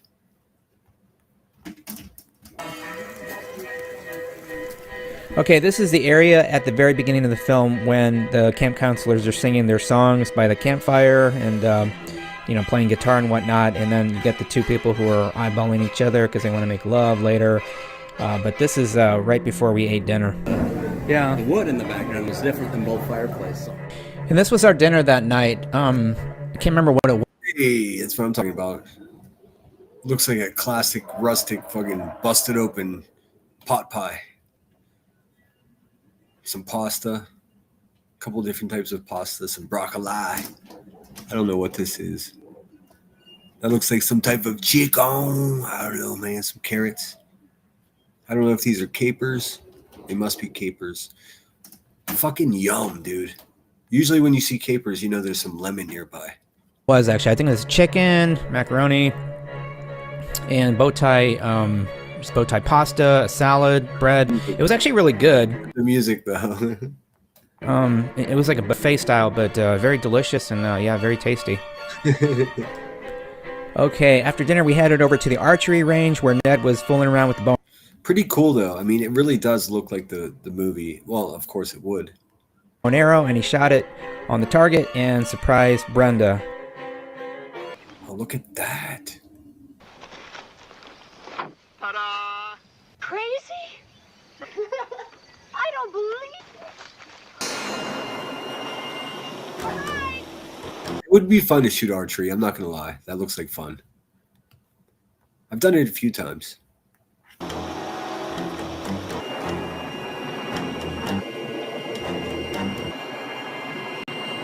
All right, after this, we went over to the powerhouse where Bill was killed when he gets all the arrows in his body. We had learned... Well, this goes on and on. Let's just continue. I don't want to use all the guys' work. I just want to show you.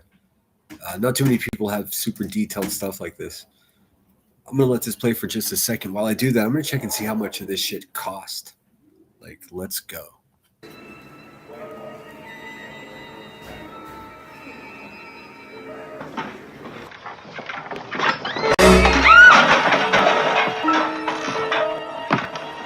Messenger of God, you're doomed if you stay here. This place is cursed. Cursed.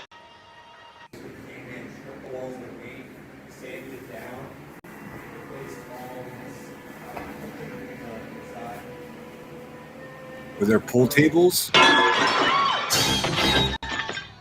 Here's some random photos of the lake before we headed over. Did you guys spot a pool table? I didn't see one. I was searching for something else in a different window. Damn it. Over to our next area. Quintessential canoe ride at Crystal Lake for sure. My goodness, how fun. Which was Brenda's cabin. Did you know that a young boy drowned the year before those two others were killed? The counselors weren't paying any attention. They were making love while that young boy drowned. And this is... That's how I imagine, like, some of these YouTubers' moms sounded like. For real. Mother. This is Brenda's cabin where she heard Mrs. Voorhees or possibly Jason saying, "Help me! Over here!" It's also the cabin where Kevin Bacon gets killed at with the arrow in his throat. And right before that, there's a shot of Ned on top of the bed above him. Wee-wee. Welcome in, Tracy G says, I'm at work hoping I don't get stuck in the elevator while cleaning 3 floors. The power is flickering. I don't think you meant kerosene, but the power is flickering. Oh no. Keeps not. Oh, yes, of course. I was like, kerosene. What in the hell? What in sand hell's that about? Miss Kelsey is in the house. So good to see you. Oh, that would freak me out, that scene. I mean, it just really depends. Jesus, man, this wind is violent. I don't know if I crack my window if it'll stop it from doing that, but it's really rare for it to do that. Holy shit. Maybe that'll release some of the pressure. Fuck, dude. Don't need a... Jeez, how loud is that for you guys? I don't need a mouthful of glass at all.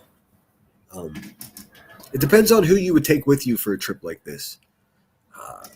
It could be fun, though, if you have people you trust and you're just having a good time. Again, I'd be weary of any fucking just random dude that's just camping by himself. No, thank you.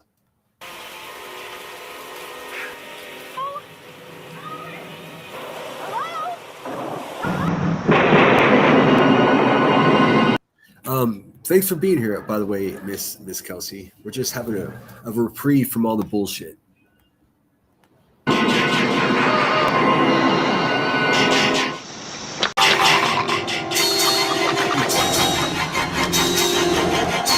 Hey, geez, am I even allowed to show that on YouTube? What the hell? Steve Christie's truck. What the hell? House bike. And the sign was actually the replica sign. Oh, hi. What are you doing out in this mess? Hey, what are you doing out in this mess? And before we watched the movie, we actually were treated to s'mores at the campfire. Hell yeah, I'm pro s'mores. Always pro s'mores, friends. For real. Nanny Sharon said, Senator, the link I sent you is kind of cool if you have time to read some of them. I always do. It's hard for me to get into email whenever I'm live because then there's probably been 5 since you, and I don't want to get it. It really distracts the shit out of me. But I promise I'll look. How about some s'mores? Fuck yeah.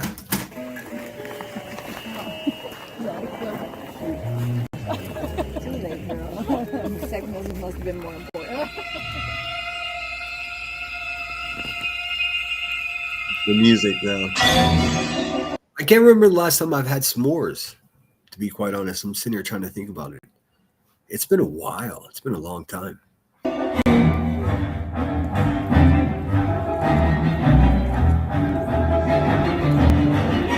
wasn't a very good swimmer. We can go now. I think we should wait for Mr. Christie. Oh, that's not necessary. I don't understand.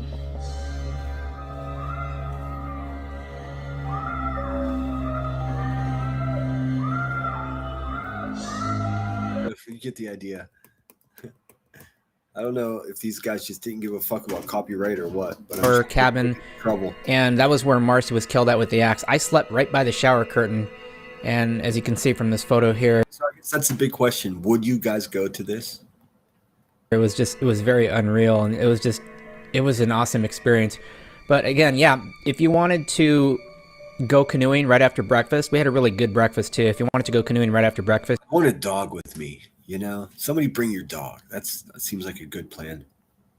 You could, or you didn't have to. So I can show some photos from that. It's a smaller group, everybody's been together, we usually play. Wait, what? Nanny Sharon said, I've never had a s'more? What? I'm going to need to see some DNA. Are you human? Are you aware of what they are?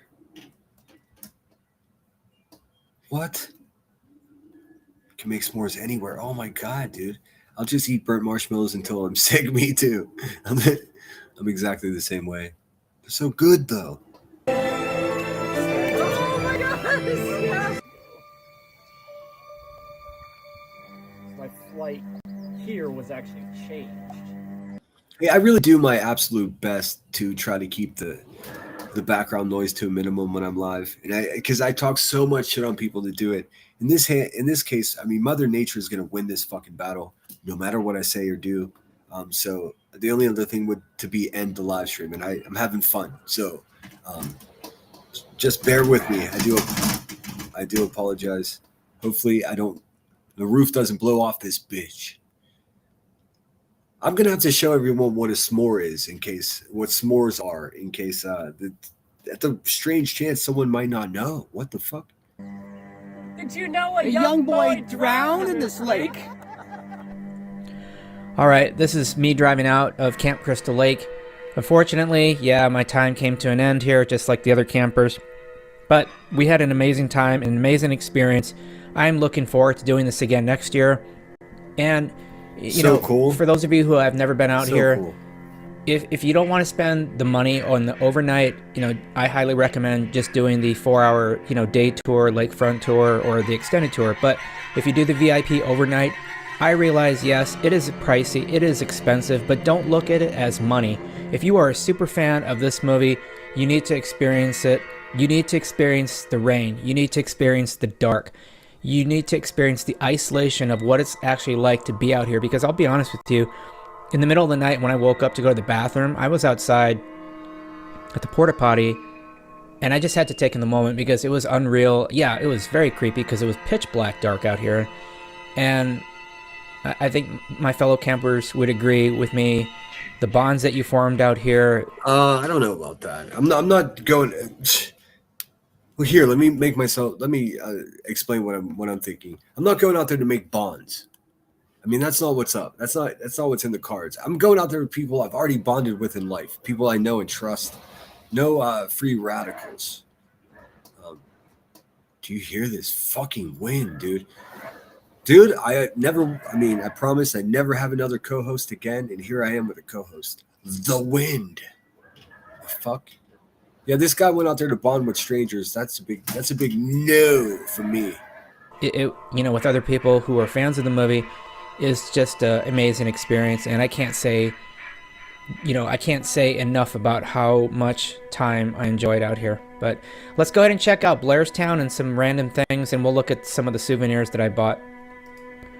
All right, this definitely goes to Star Trek conventions faux show. This is the Blairstown Diner located in Blairstown, New Jersey, where parts of Friday the 13th Part 1 were filmed. Well, hang on. That looks great, dude. Look at that. Now we're talking. Now we're fucking talking. That looks fucking perfect. Look at that. It looks like it's fake. It's so perfect, man. I mean, that's America right there, dude. Holy cow. Look at those. Are those pastries? Hold on a second, dude. Give me just a second. Yeah, dude, those are loaves. Oh, get out of here. If it's not Heinz ketchup, then it's not really ketchup. Looks like fucking some chocolate cake right there. Come on, dude. Some type of pastry, bagels, coffee. The fuck else do you need, dude? What else do you need? We got Jason mask for sale as well if you need that. Looks like some local fan art. These brick windows are very popular on the East Coast. I mean, if you're from here, you're like, yeah, no shit. But for most people, they look odd. You find them most in like clubs, like the Croatian club would have a window like this, or old bowling alley, duck pin bowling alley. They're very expensive, and you see them in old homes too, but on a much scaled down level, like a 6x3 chunk of them. They're really expensive now. I didn't know that. So when they tear down a bunch of houses on the East Coast, they salvage these. Town Diner located in Blairstown, New Jersey, where parts of Friday the 13th Part 1 were filmed. This place is just loaded with Friday the 13th stuff. This is a view of my hamburger. This was a view of outside the diner, and then here's some random pictures the day on Friday the 13th before I went to the camp, and I got a chance to meet Bill Randolph. He was a guy from Friday the 13th Part 2.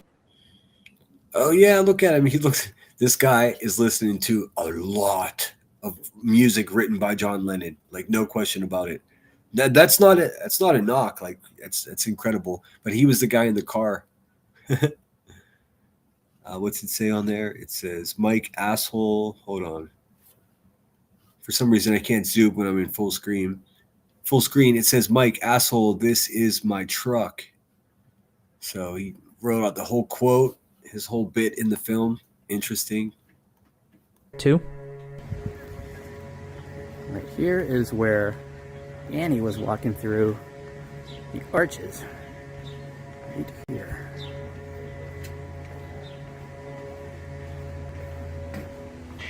I have personal beef with stucco or any like textured finish like this. I hate it. I feel it gives me the same feeling as like wicker. If I sit on a wicker chair and it goes ree, ree, like I just something about it is just no, thank you. This is, I mean, first of all, look how ugly it is, dude. And it unfailingly is always falling apart.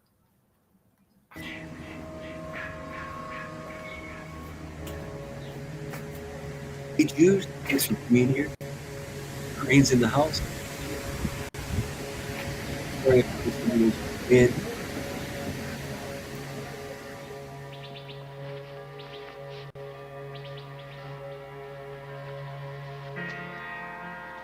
Very cool. So this is the scene from the film. See, it's completely different now. It's this was just brick and exposed brick.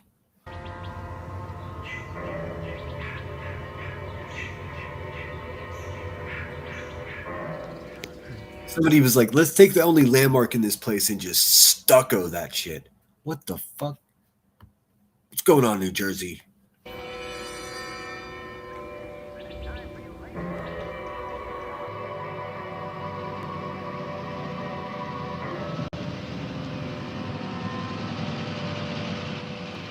No sweat.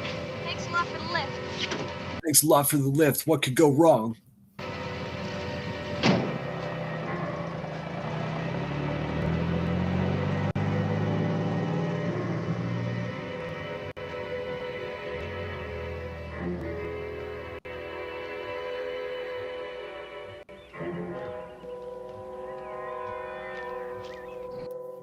All right, I'm going to go over some of the items that were given to me during my time at Camp Crystal Lake. Given to you? All right. Oh, dude, there's Crystal Lake coffee. Of course there is. It's It's probably Crystal Lake wine as well. On Friday, June 13th, 2025, and some of the items that I purchased. But what they do is they take a photo of you at the very beginning and they give the photo to you at the very end.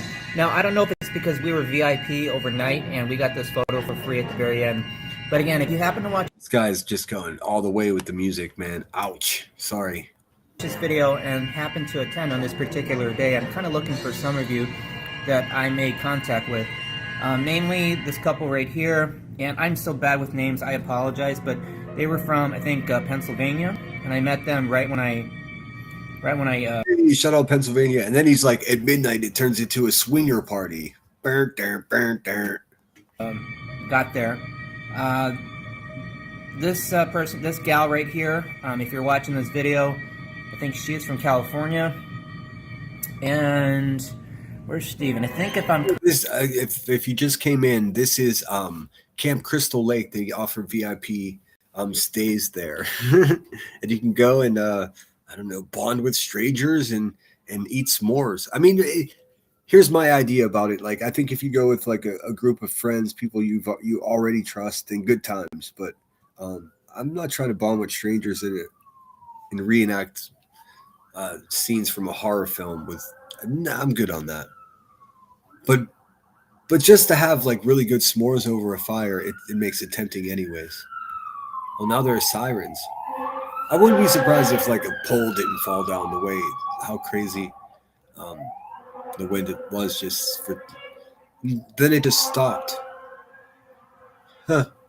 Now zero wind at all. Correct. Your name is Steven. He's from Denver. And then, let's see, who else? Jackie. I met Jackie. Jackie. But yeah, if you guys happen to watch this video, please. Jackie, I don't know why he has horror music. So yeah, all these people paid X amount of dollars to go and VIP it up at Camp Crystal Lake. Leave a comment. I'm kind of looking to get in touch with you. I would much rather go here than to the other place, the Buffalo Bill House. Even though New Jersey's a little further away from home for me, I would rather go here than Buffalo Bill's house. I mean, why the well though? Like, come on. I don't know why we didn't exchange information, but anyway, let's go ahead and start. I purchased a magnet, and again, it's up to you what you want to purchase. I didn't want to. Guys, it's up to you what you want to purchase. Welcome in. Hey, Jude. So good to see you. Must have got lost is here. Oi, oi, oi. Don't worry about the wind. It's fine. Just don't sit too close to it for safety reasons. Well, I mean, it's basically just on the wall up in front of me, above me. So there's not much I can do. It would take too much time to move this whole stinking desk. Like I said, it's mellowed out. Purchase a ton of things because I was kind of tight with money, but purchased a magnet. They give you hand sanitizer once you're there. Just compliments of some of the things that you receive. Another magnet I purchased. These $10 magnets for sure. And then I purchased I'm very old school. I wanted to treat this trip as an old school. I didn't want a CD or anything like that, but I purchased the cassette tape of Friday the 13th. Now, this one was not signed by Harry. Those cassette tapes are making a comeback. I noticed in a couple bands that I've seen recently at like medium-sized venues where you would see just up-and-coming bands. A lot of their merch booths, they have cassette tapes for sale with their full new album on it, and then it's clever. Like not only do you have have something in your hand that there's music on, which some people want that still. I'm one of those people, but also it comes with a digital download, so you don't have to wear the stinking tape out. But you can also take it with you if you have an older car with a cassette deck in it and listen to the whole album that way. It's kind of cool. I like it. I'm pro it. And like I said, I'm seeing it at all the shows. A couple of years ago, it didn't exist, and now it's just everywhere. Here comes that train. I just I just purchased the original cassette tape. This is just a little overview of things you can and can't do when you're at the camp. Rules. You receive this right when you arrive. Nobody likes rules. There. Let me see if I can pause so it's clear enough. And oh, there we go. What are we looking at here? Premium felt banners. Oh my god, this is the merch. Oh, they really get you, dude. Look at this shit. Oh my god. Hold on, I got a train. Wind noises, train noises. Auntie M, it's a twister. It's a twister. Give me a second. Okay. Oh, sirens now. Perfect.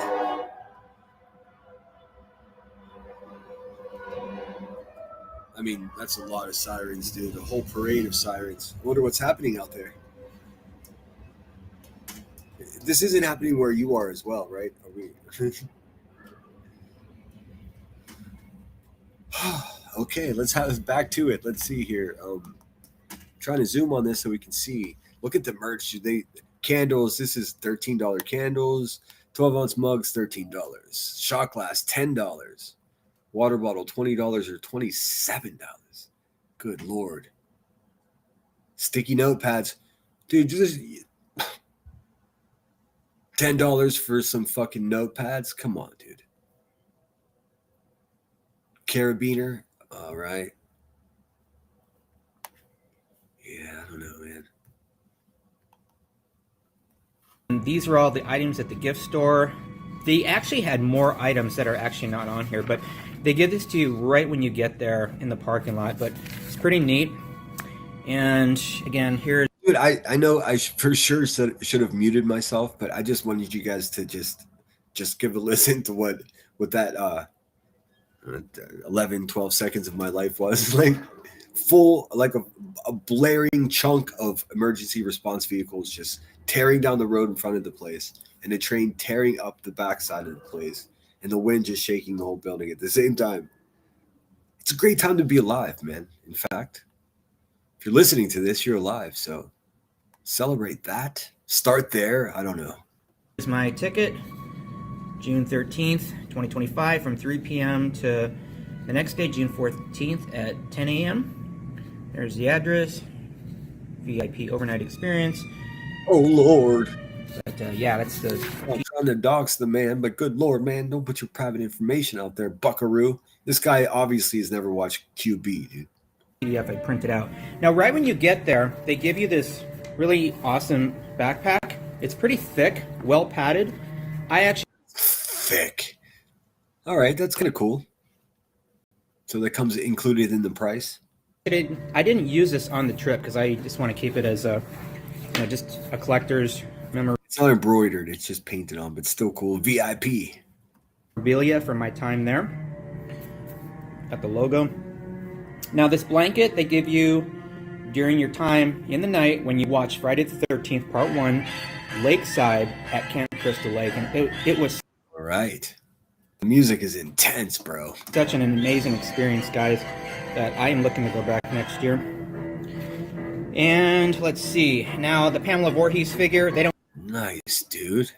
Did she have a Bowie knife? I guess she did. I don't give you this. I brought this there, but... They don't give you this. I brought this on my own. My man. He's a Camp Crystal Lake aficionado. On the videos earlier where I actually put her.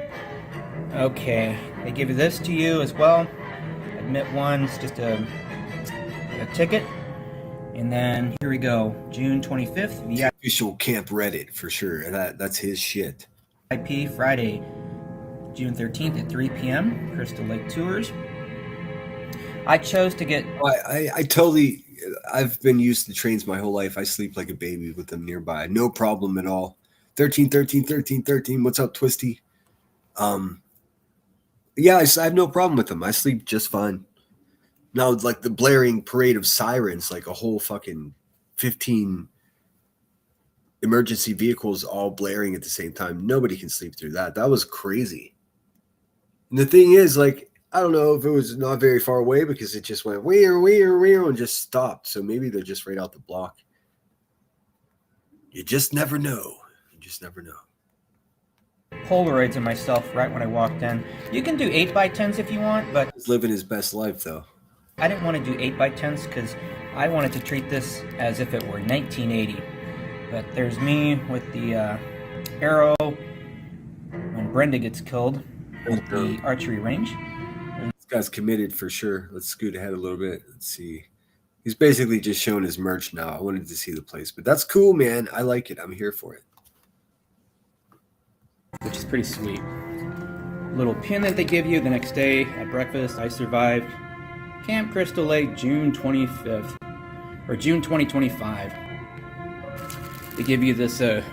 That's good. At least this isn't like 8 years old, so it seems like this is a thriving business. So if you were so inclined, you could go do this yourself. Fuck, I might do this. What a weird thing to do for your 50th birthday. Why not, dude? I'll just go stay by myself and take a fucking hockey mask. Just kind of hang out. Water bottle or it's a koozie. Dude. There you go. To keep it cold. All right. So dude, who would I be if I didn't insist that we let's look and see how much this shit costs, right? I mean, I'm sure somebody out there must want to know. Let's see here. Upcoming tours and events. Let's see, dude. What is this?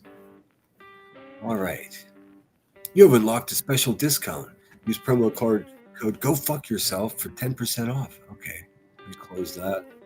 All right, here we go. Can you guys? All right, dude. Mr. Pop-Up. Be notified when your future events are. Nope. Okay, like I was saying, one more pop-up and dude, we're turning this car around. So this is Crystal Lake Tours in New Jersey. We're gonna look and see how much this shit costs, bro. Let's see. Tours and events, tour details. Laugh it up. I may just go to this bitch. Let's see. A bucket list item for any classic horror movie fan. Our guided tours will take you back in time to the famous filming locations at our historic Camp Hardwick, New Jersey, USA. Each small group of fans is led by a member of our friendly, knowledgeable tour staff. These walking tours range. Okay, so that's just the tour guide. I don't need a fucking what's it called? What's it called when a parent, like a chaperone? I don't need a chaperone. Never get yourself stuck into a tour where you have to have a chaperone. That sucks. Anyways, these walking tours range in length up to approximately 1 mile and include time at each filming location to take photos and reenact scenes. Good Lord. They're reenacting scenes in the woods, guys. Please come prepared with comfortable hiking shoes and apparel to match the weather forecast. These tours and events support restoration and maintenance projects. Dude, that's my window just about to blow the fuck out. See, now I was like, I'll crack it to see if that relieves the pressure so it doesn't do that. It didn't help.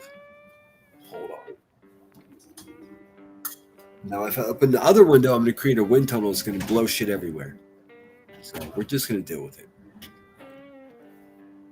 Each event is planned, organized, and executed by camp alumni who are deeply passionate in preserving.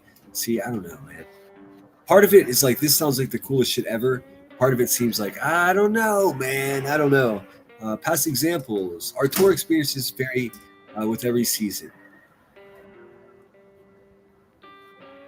Okay, it's definitely going to have to rain or do something out here, dude. It's...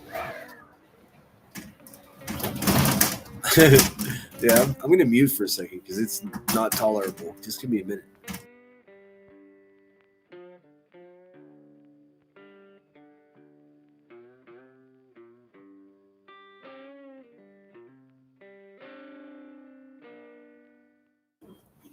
All right, let's try this again. Holy cow.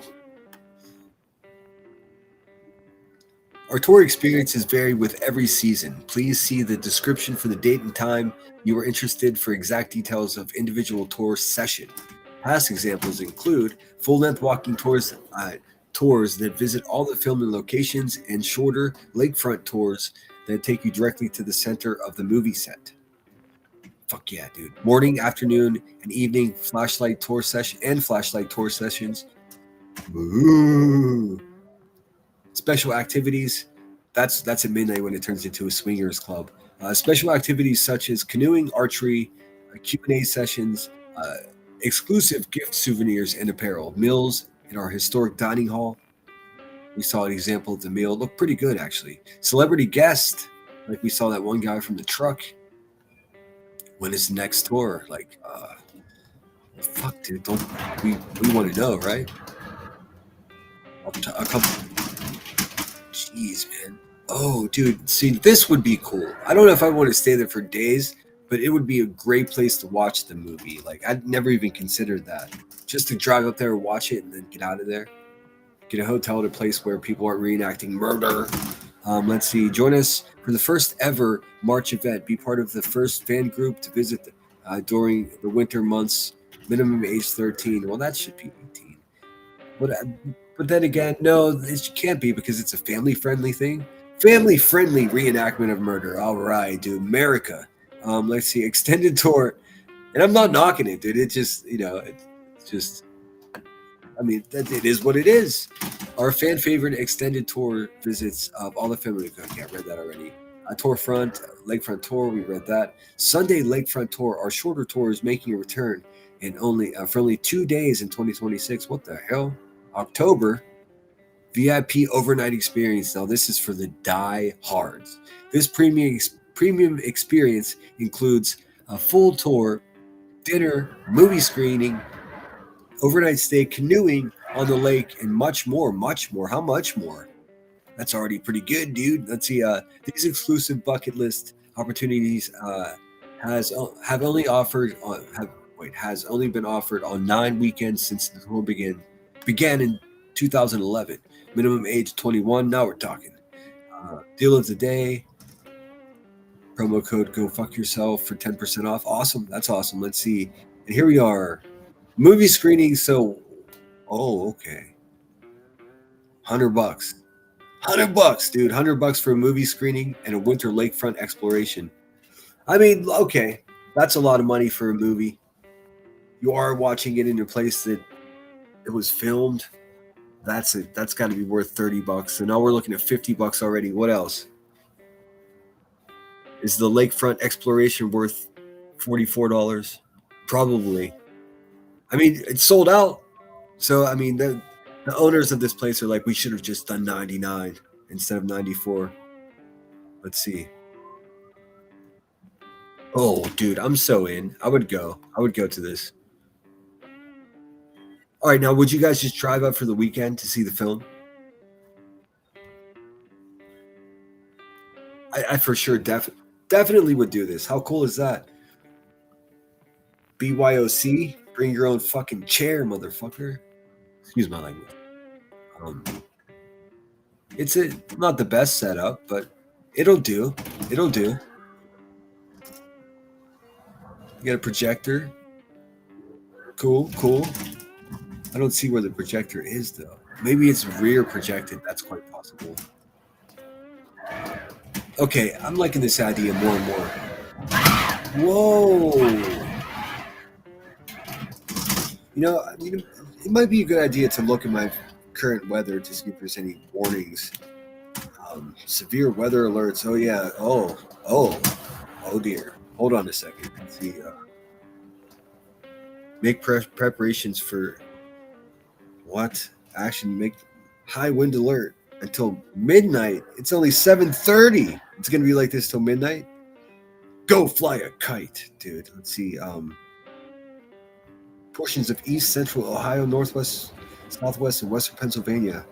Description, wind gusts up to 65 miles per hour. We're not at sea. How's that even possible, dude? Where are these winds coming from? Chicago? What the fuck? Dude, more sirens. I might have to go for a walk and just try not to get hit in the head with a garbage can. It's too exciting looking out there. Anyways, would you guys do this? Rod would do it. Yeah, this looks fun. This looks cool. I mean, I don't know. Call me crazy. Let's see. Let's see what else. See if they have any other photos. Let's see. Join our guest list. Promo of the day. Go. You got that. Go after yourself. Let's see. This day features movie screenings with winter lakefront exploration. After arriving at camp, you'll have time to visit our restrooms. Oh, gee. I mean, don't really highlight the fact that people can go take a dump dude, I don't know. That's weird. You will have time to visit our restrooms. Well, yeah. Well, imagine a world where they didn't have time to go do that. What is happening? Anyways, and the gift shop. So, shit and shop. You will then be able to head down to the lake area and explore Brenda's cabin, aka Seneca Lodge, the main cabin, aka Comanche Lodge, and our famous beach. Our tour guides will be located in each area to provide insight. So you just cruise along, people standing there telling you what you're looking at. That's kind of cool. I'd prefer that over having someone over my shoulder. The main event will then be an on-location movie screening inside our historic dining hall, which is this situation. Nice little fire going. Everybody's very white. Did you notice that? I don't know. Maybe it's just the location.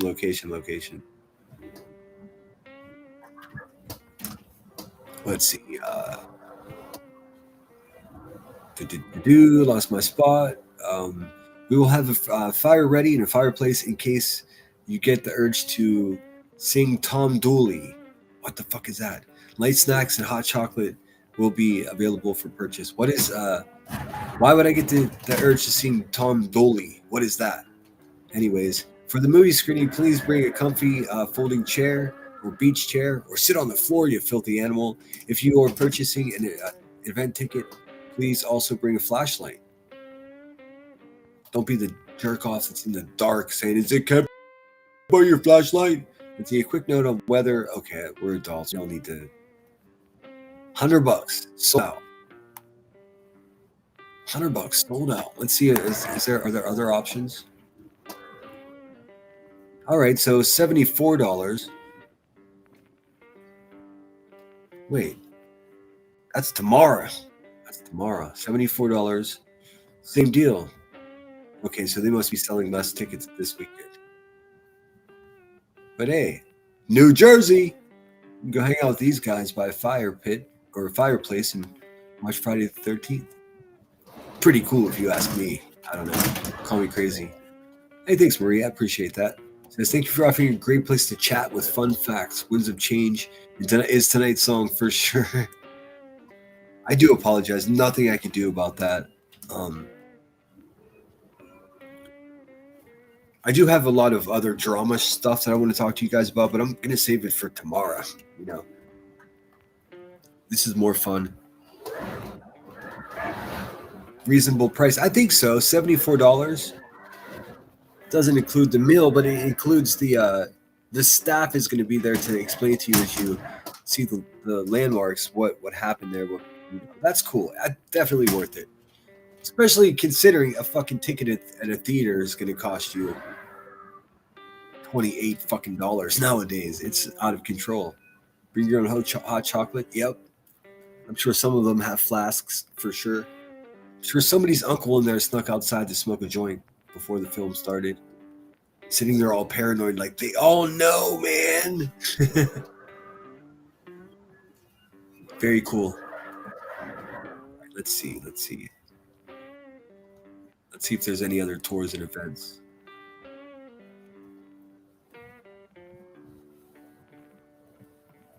When is the next reunion event? We made a history in 2019 with the largest gathering of cast and crew from Friday the 13th.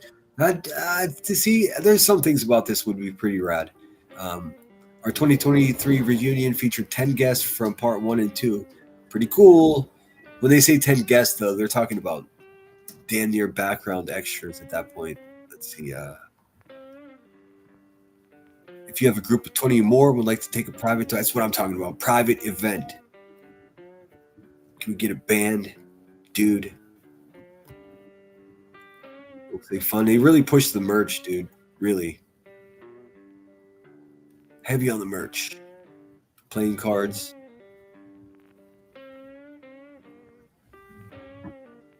That's kind of cool, though. $16. For those of you that are, you know, in your 40s and 50s, you know, these are the perfect keychain to represent like an old drive-up motel, a motor lodge. But $16? I guess so. That's pretty cool. That's the coolest thing I've seen in merch so far. I could work with that.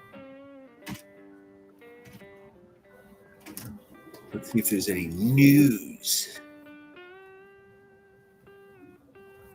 We're super excited to announce 2026 event schedule has been released. Oh, let's maybe make sure I didn't miss anything here.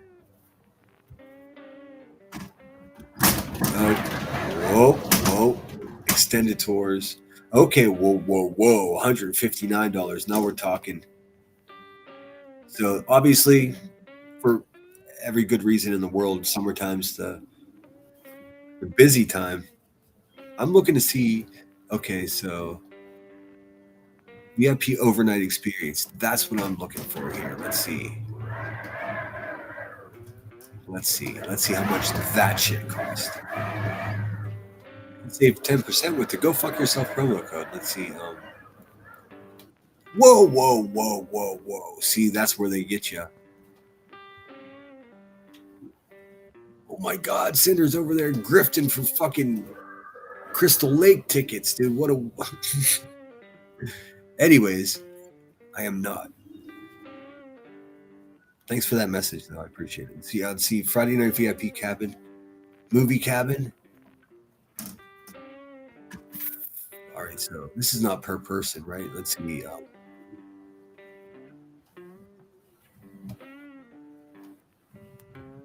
To protect the health and safety of youth campers, the camp is not open to visitors at any time outside of official tour dates.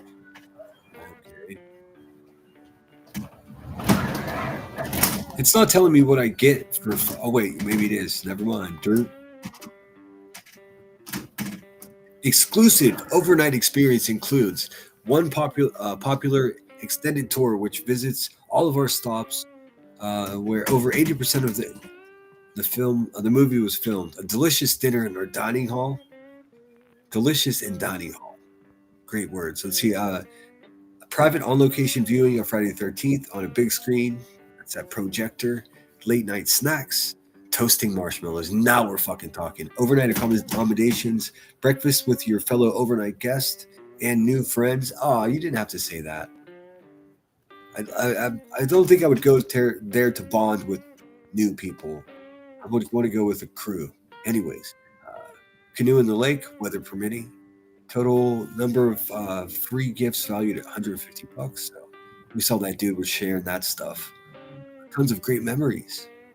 All overnight accommodations feature army-style cots with foam mattresses. Roughing it. Well, technically, that's not really roughing it, but that's, semi-roughing it. Army-style cots. Please be prepared with our suggested packing list. Sleeping bag, pillow, flashlight. Why'd they put flashlight in the optional one? Oh, no, it's not. Let's see. Pillow is optional, of course. Appropriate sleepwear. Bring your fucking jammies. Bring your nightcap like Ebenezer Scrooge. That's how I sleep, dude. You guys get the idea. Please note, the drugs and alcohol. Oh, a couple of YouTubers I just thought of immediately can't go to this place. No drugs or alcohol, guys. Bummer. No exceptions. No second chances. Any guest found to be in violation of this policy will be immediately removed from the property. Wow.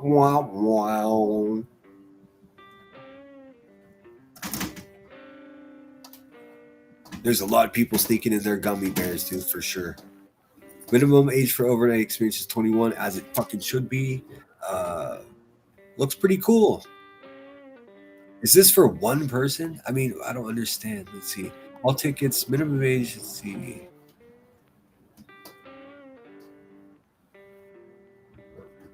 I mean, I don't know how many people this pays for.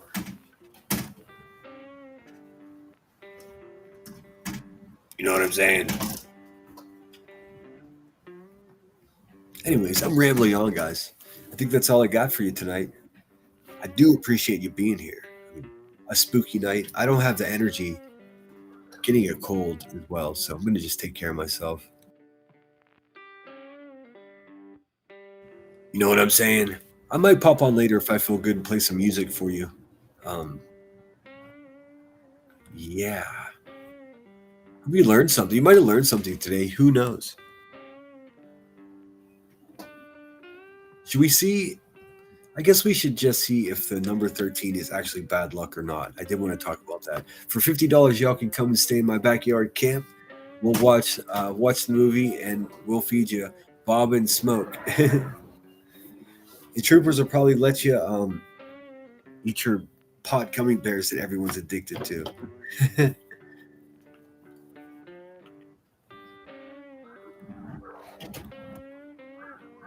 Nanny Sharon loves the wind.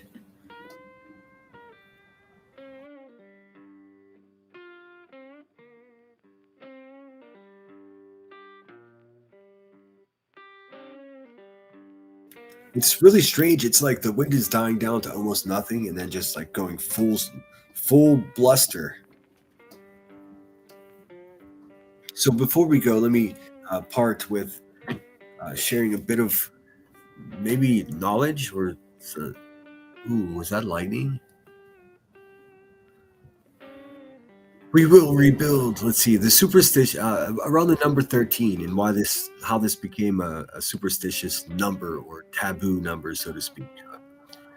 Superstition surrounding the number 13 is ancient, often traced to the Norse myths Loki and 13th guest, and the Christian Last Supper, Judas as the 13th guest.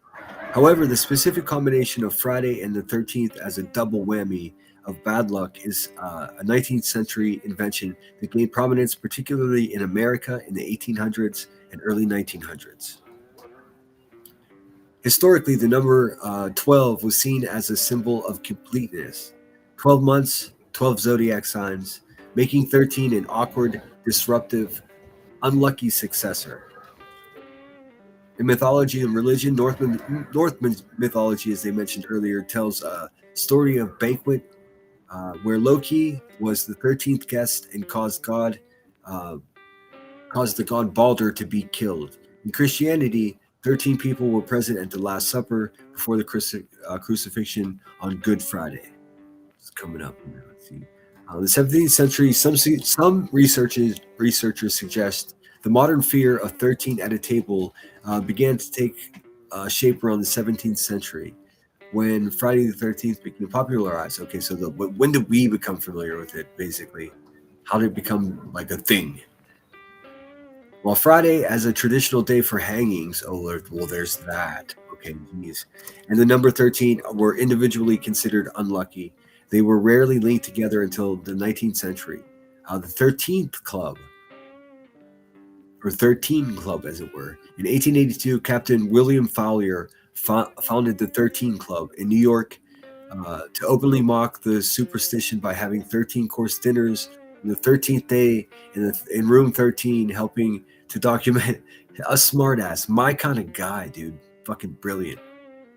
What the hell? Hoping to document that the superstition was widespread in the U.S. by then. What the fuck? Hold on a second. 1882. So there's probably no video of that. Or is there? Let's see.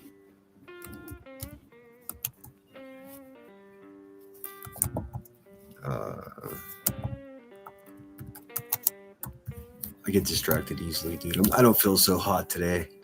Let's see.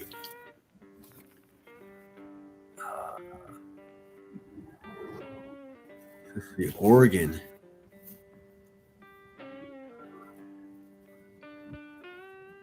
Okay, so this was in Oregon.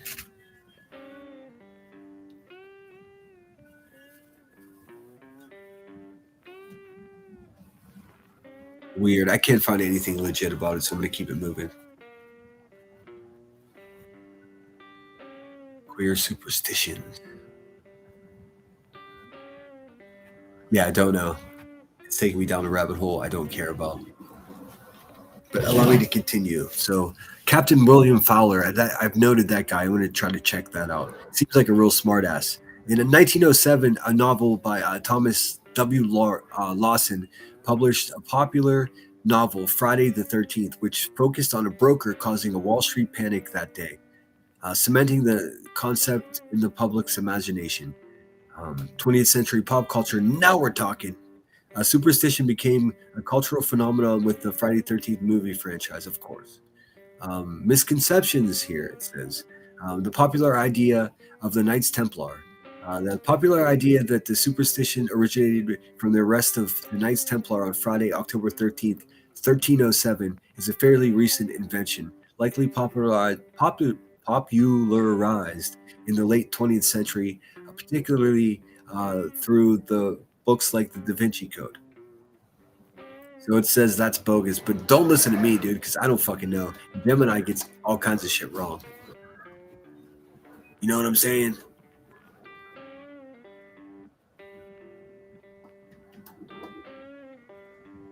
Let's see here. Let me just look at chat, see what you fine folks are saying. So, I'm so sorry about the noise. It's actually fucking driving me crazy, to be honest with you. Oh. Charge your devices. Yes, I'm all plugged in. All plugged in. Great stream. Thanks for being here, guys. I'll see you tomorrow. Got a little more dramatic stuff to talk about tomorrow, of course. Nothing too crazy, though. We're icing some of these bitches out, dude. Happy Friday 13th. Be safe. Listen, if there's even a minuscule chance that the Friday 13th is bad luck, I don't believe that it is. I truly don't. But if there's any chance that it is, don't take unnecessary risks tonight, just in case.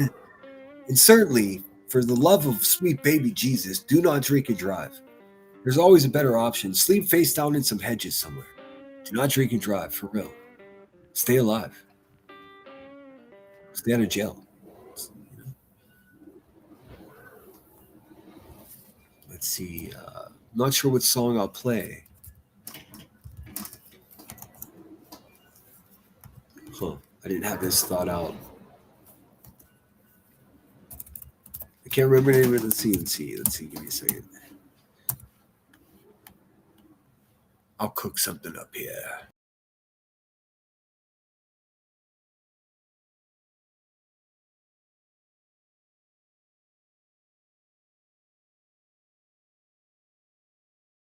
All right, so I know the song that I do want to play. It's hard for me to know if it's a good cover or not until I press play, you know? Let's see. I guess you just got to take a chance, right?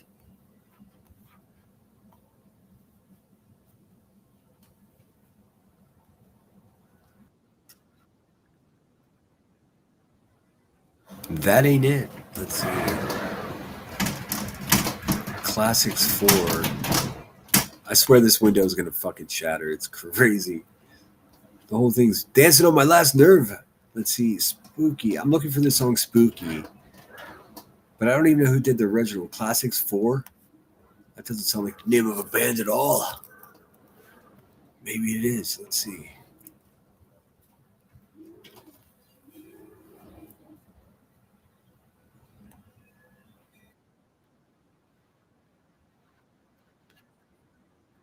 Yes, this is the song I was looking for. All right, guys. I'll talk to you later. I'll see you hasta mañana. Be back for that. So, also for those people really looking for an answer about things around here, I hope I was able to clear some shit up. Tomorrow I'll drop a link and you guys can come up and get to the bottom of it. This is a little jingle called Spooky. I very much like it. And then I'll play my normal outro. Stay out of trouble, you filthy animals. Tomorrow's Saturday's the 14th. Not really a big deal at all. It's kind of a bummer. Sit her out.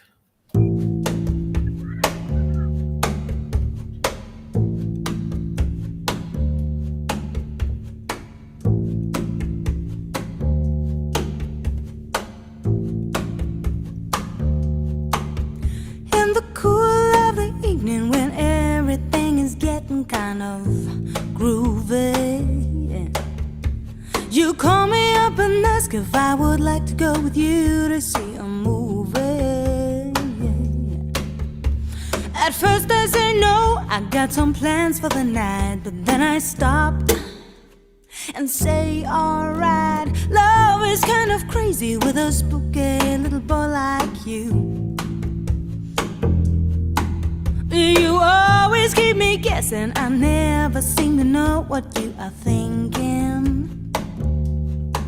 And if a girl looks at you, it's for sure your little eye will be a winking. I get confused, I never know where I stand, but then you smile and hold my hand. Love is kind of crazy with a spooky little boy like you. You're so spooky. Yeah, you're so spooky.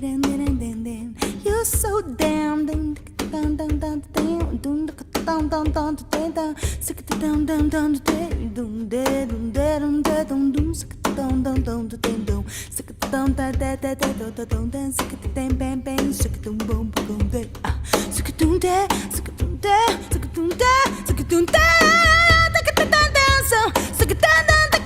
So damn spooky. You're so damn.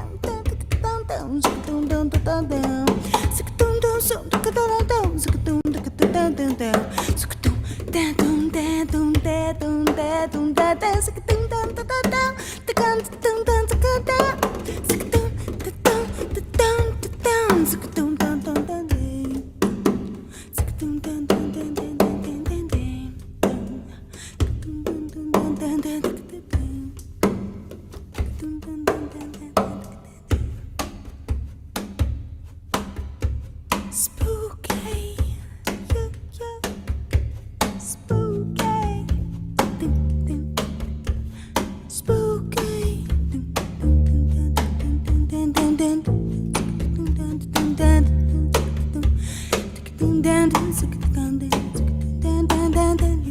spooky, spooky. Well, if you decide someday you stop this little game that you are playing, I'm gonna tell you all the things my heart has been dying to be saying. Hey, just like a ghost, you've been haunting my dreams, but now I know you're not what you seem. Love is kind of crazy with a spooky little boy like you. Spooky. Yeah, you're so spooky. You're so fucking spooky. You're so damn spooky. It's so spooky. Very cool. Very cool. I mean, I really lucked out with that version of it. I missed the super chat from Poppy Muffin Monster. This content is much better than The Boring Lady. Yeah, it is. Thanks so much for being here, guys, and thanks for that super chat. I'm gonna play you guys out. I'm gonna play again that song from Beef, the cover of the Incubus song. I really like it. It's got a good vibe, a good message, dude. No matter what tomorrow brings, I'll at least fucking try to be there, right? Made it today, so fuck. Take care of yourselves, guys, and then take care of each other. See you tomorrow. Sit her out.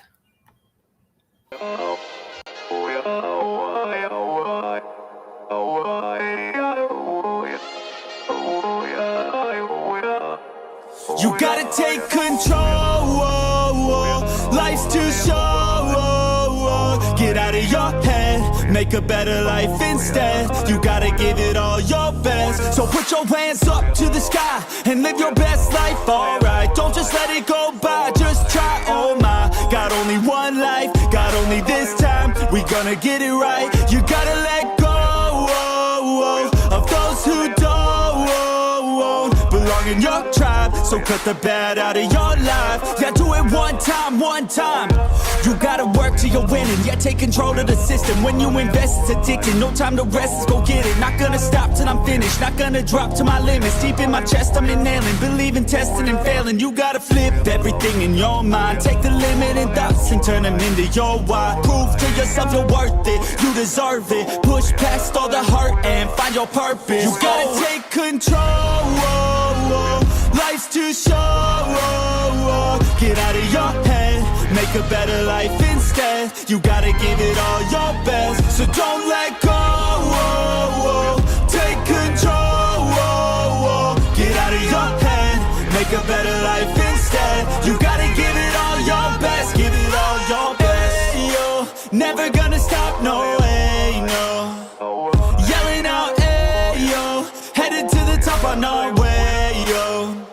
You gotta make change. Yeah, there's gonna be a little pain, but nothing's worse than staying the same. So light that flame, put the work in, go claim everything you want in this place. It's time to go fast, know that energy is all cash. You could get it all if you never give up, no slack. Headed to the top is a mystery, your own path. Never gonna stop, no, you got this, never go back. I know it gets hard, you gotta love it. You gotta recharge with what you want and think of your dreams. Get that energy to go and get everything. Let's go. You gotta take control. Life's too short. Get out of your head. Make a better life instead. You gotta give it all your best. So don't let go. Take control. Get out of your head. Make a better life instead. You gotta give it all your best. Give it all your best.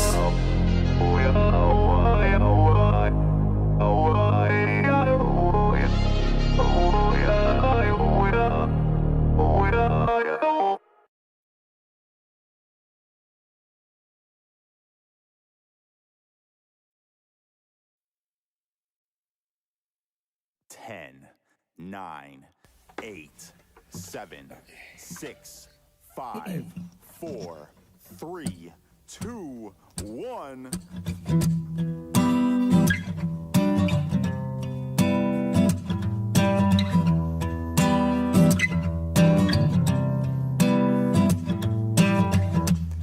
Sometimes I feel the fear of uncertainty stinging clear,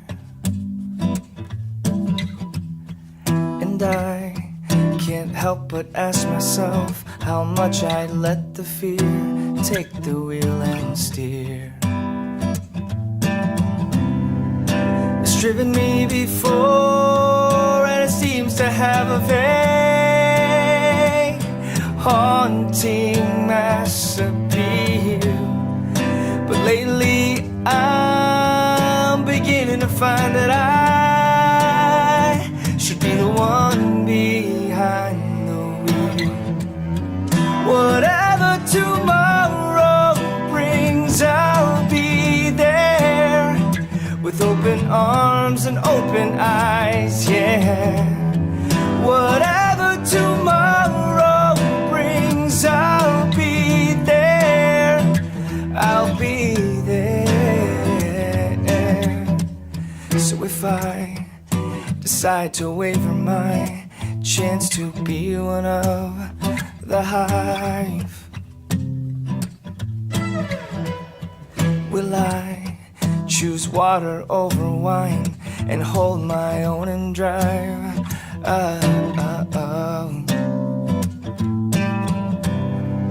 It's driven me before, and it seems to be the way that everyone else gets around.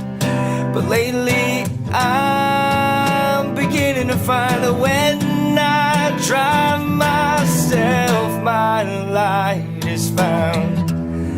Whatever tomorrow brings, I'll be there with open arms and open eyes, yeah.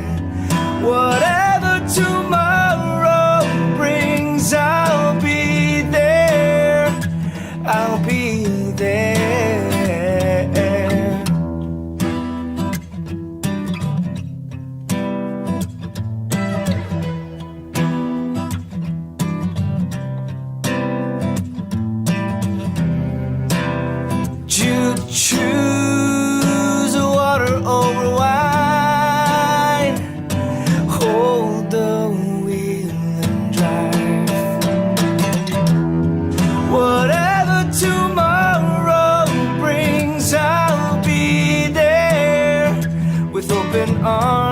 open eyes.